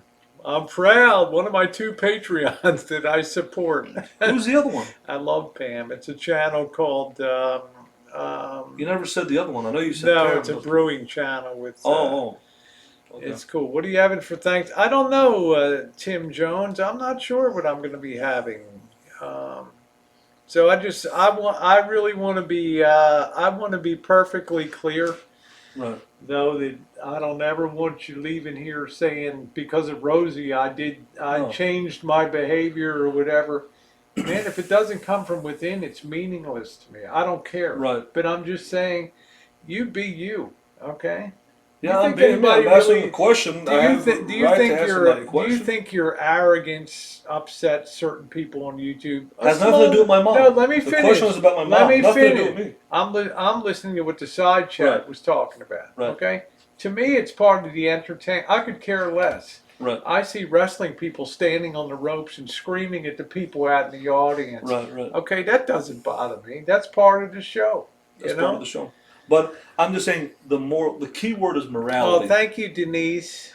The key word is morality, having a moral compass. I'm asking the general public a question. Do you have a moral compass when it comes to YouTube? Is there a moral compass? Is there a line we should not cross? Yeah, Patricia answered, no, it's not okay. Yeah, Try no, not to Patricia, let the comments affect you. it's just a Can't simple change people's it's a simple opinion. All question. control is your own There's freedom behavior. of speech on YouTube. You can say whatever you want. You can go wherever you want. Yeah, Everybody's see, adults. Red Pill said we prayed for your mom. Yeah, thank you. I'm just saying, it's a simple question. Thank you, Ginger. A moral compass. Do we have just a simple moral compass on YouTube? Where do we draw the line? Is it, in other words, I'm not perfect, okay? I'm not perfect by any means. I'm not a saint. The only person that's perfect in this world is Jesus Christ. I'm not perfect. I made my mistakes. It's just a simple question that I had, like I said, for Terry. Is there a moral compass on one? What does morally make sense, or is there a line that we should not cross? That's all. That's all I'm saying. I'm not perfect. I've made my mistakes, just like anybody else. I've kept it clean for 6 months, but it's just a simple question That's I what had. I What was say, your moral compass? It's not attacking anybody. I'm not using profanity. I'm not using vulgarity. I'm asking a simple question. Yeah, wow. Does she have a moral compass? Hey, That's all. practice your song. There might be money involved. Sing a Christmas song on Pam's Patreon on Well, Friday we got to night. do it on a karaoke machine. We might be all set up for Why you. doesn't she get Harvey on? Pam, we might Harvey's not might be all set up for you. You got to be a Patreon to be there. Okay? Oh, you gotta be a You got to Patreon. be a Patreon to be on her chats. They're wonderful. They really are. But I've certainly stated my thing, and I'll also back up Marshall, who's been very positive since June of this year. I will say that. But, as far as the future's in his hands and not mine. I'll reiterate that I'm doing I think Monique's okay, Katie. She ran into a deer and she smashed her car up. I think she's okay. I'm doing the van because I enjoy the challenge of the Beeville down. I'm giving Marshall content. I'm giving Elvis Travels content by my working on that van. Okay? Now I know he says the same thing about me. I say the same thing about him. But at the end of the day, I have a good time doing that work. And it's been fun to do it. Yeah, she smashed a deer. So She smashed a deer? yeah, she ran into a deer and it What happened to her car? effed her car all up. So Oh, I did see her. Where does she? She's A like in Texas. thrill of hope, the weary Harvey says, Marshall, can we have a sing-off contest? all on your knees. Harvey's trying to get his. I think he's only about 400 watch hours away. He's trying to get his AdSense monetized. Thank you, Dancing Dawn. You're always a sweetheart. You're always number one in my heart. I can't wait to wrap my arms around you again, as I did in person. Already. On who? Who wrote it? Dancing Dawn. You met her? Yeah, Where? at an undisclosed location. Tiger King says, I've asked 10 times how your mom is, but you get numbers up. But you get numbers I'm up. not sure what do that you mean? I means, don't but know you what- get numbers up. I don't know. Look, Most people care about people's moms and things like that. They have a lot of heart for things like that. So, but yeah, there we go, Dancing Dawn. You can use music while singing. I think that'd be pretty She's cool. never been on camera though, Don. Right? You know what, Pam? I think we're gonna do maybe a duet for Patreon. How would that? I'll have a blue Christmas without you. Christmas without you. I'll have a blue. Why are you always singing to a bottle? Snowflakes keep flying.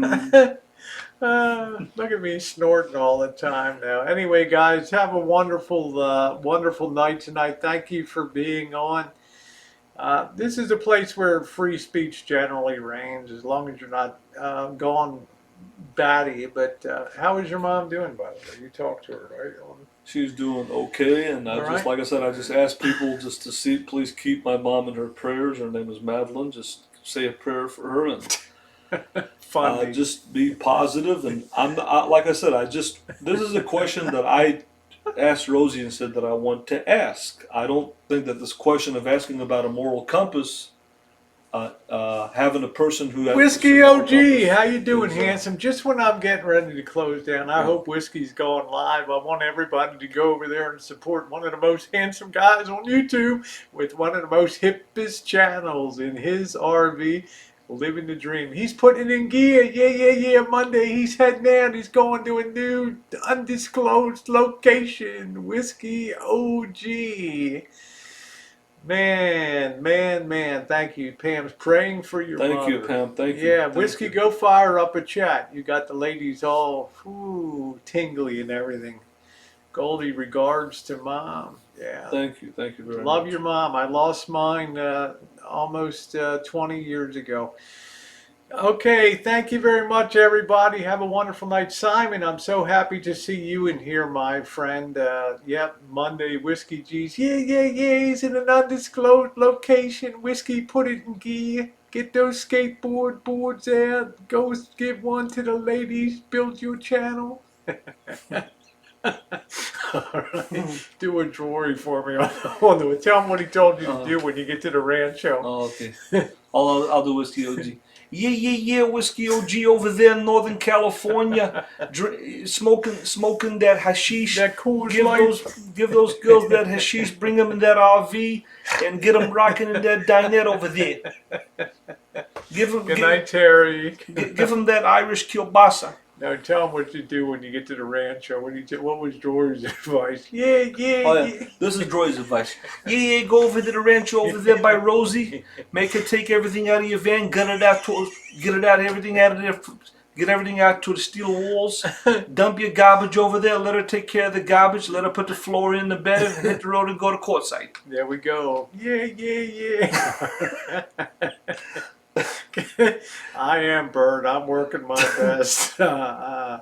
He's got a plan too while I'm away on a well-deserved vacation. He's got stuff he's got to accomplish here on that van, and I'm going to be really upset. Good night, DF and Spirits.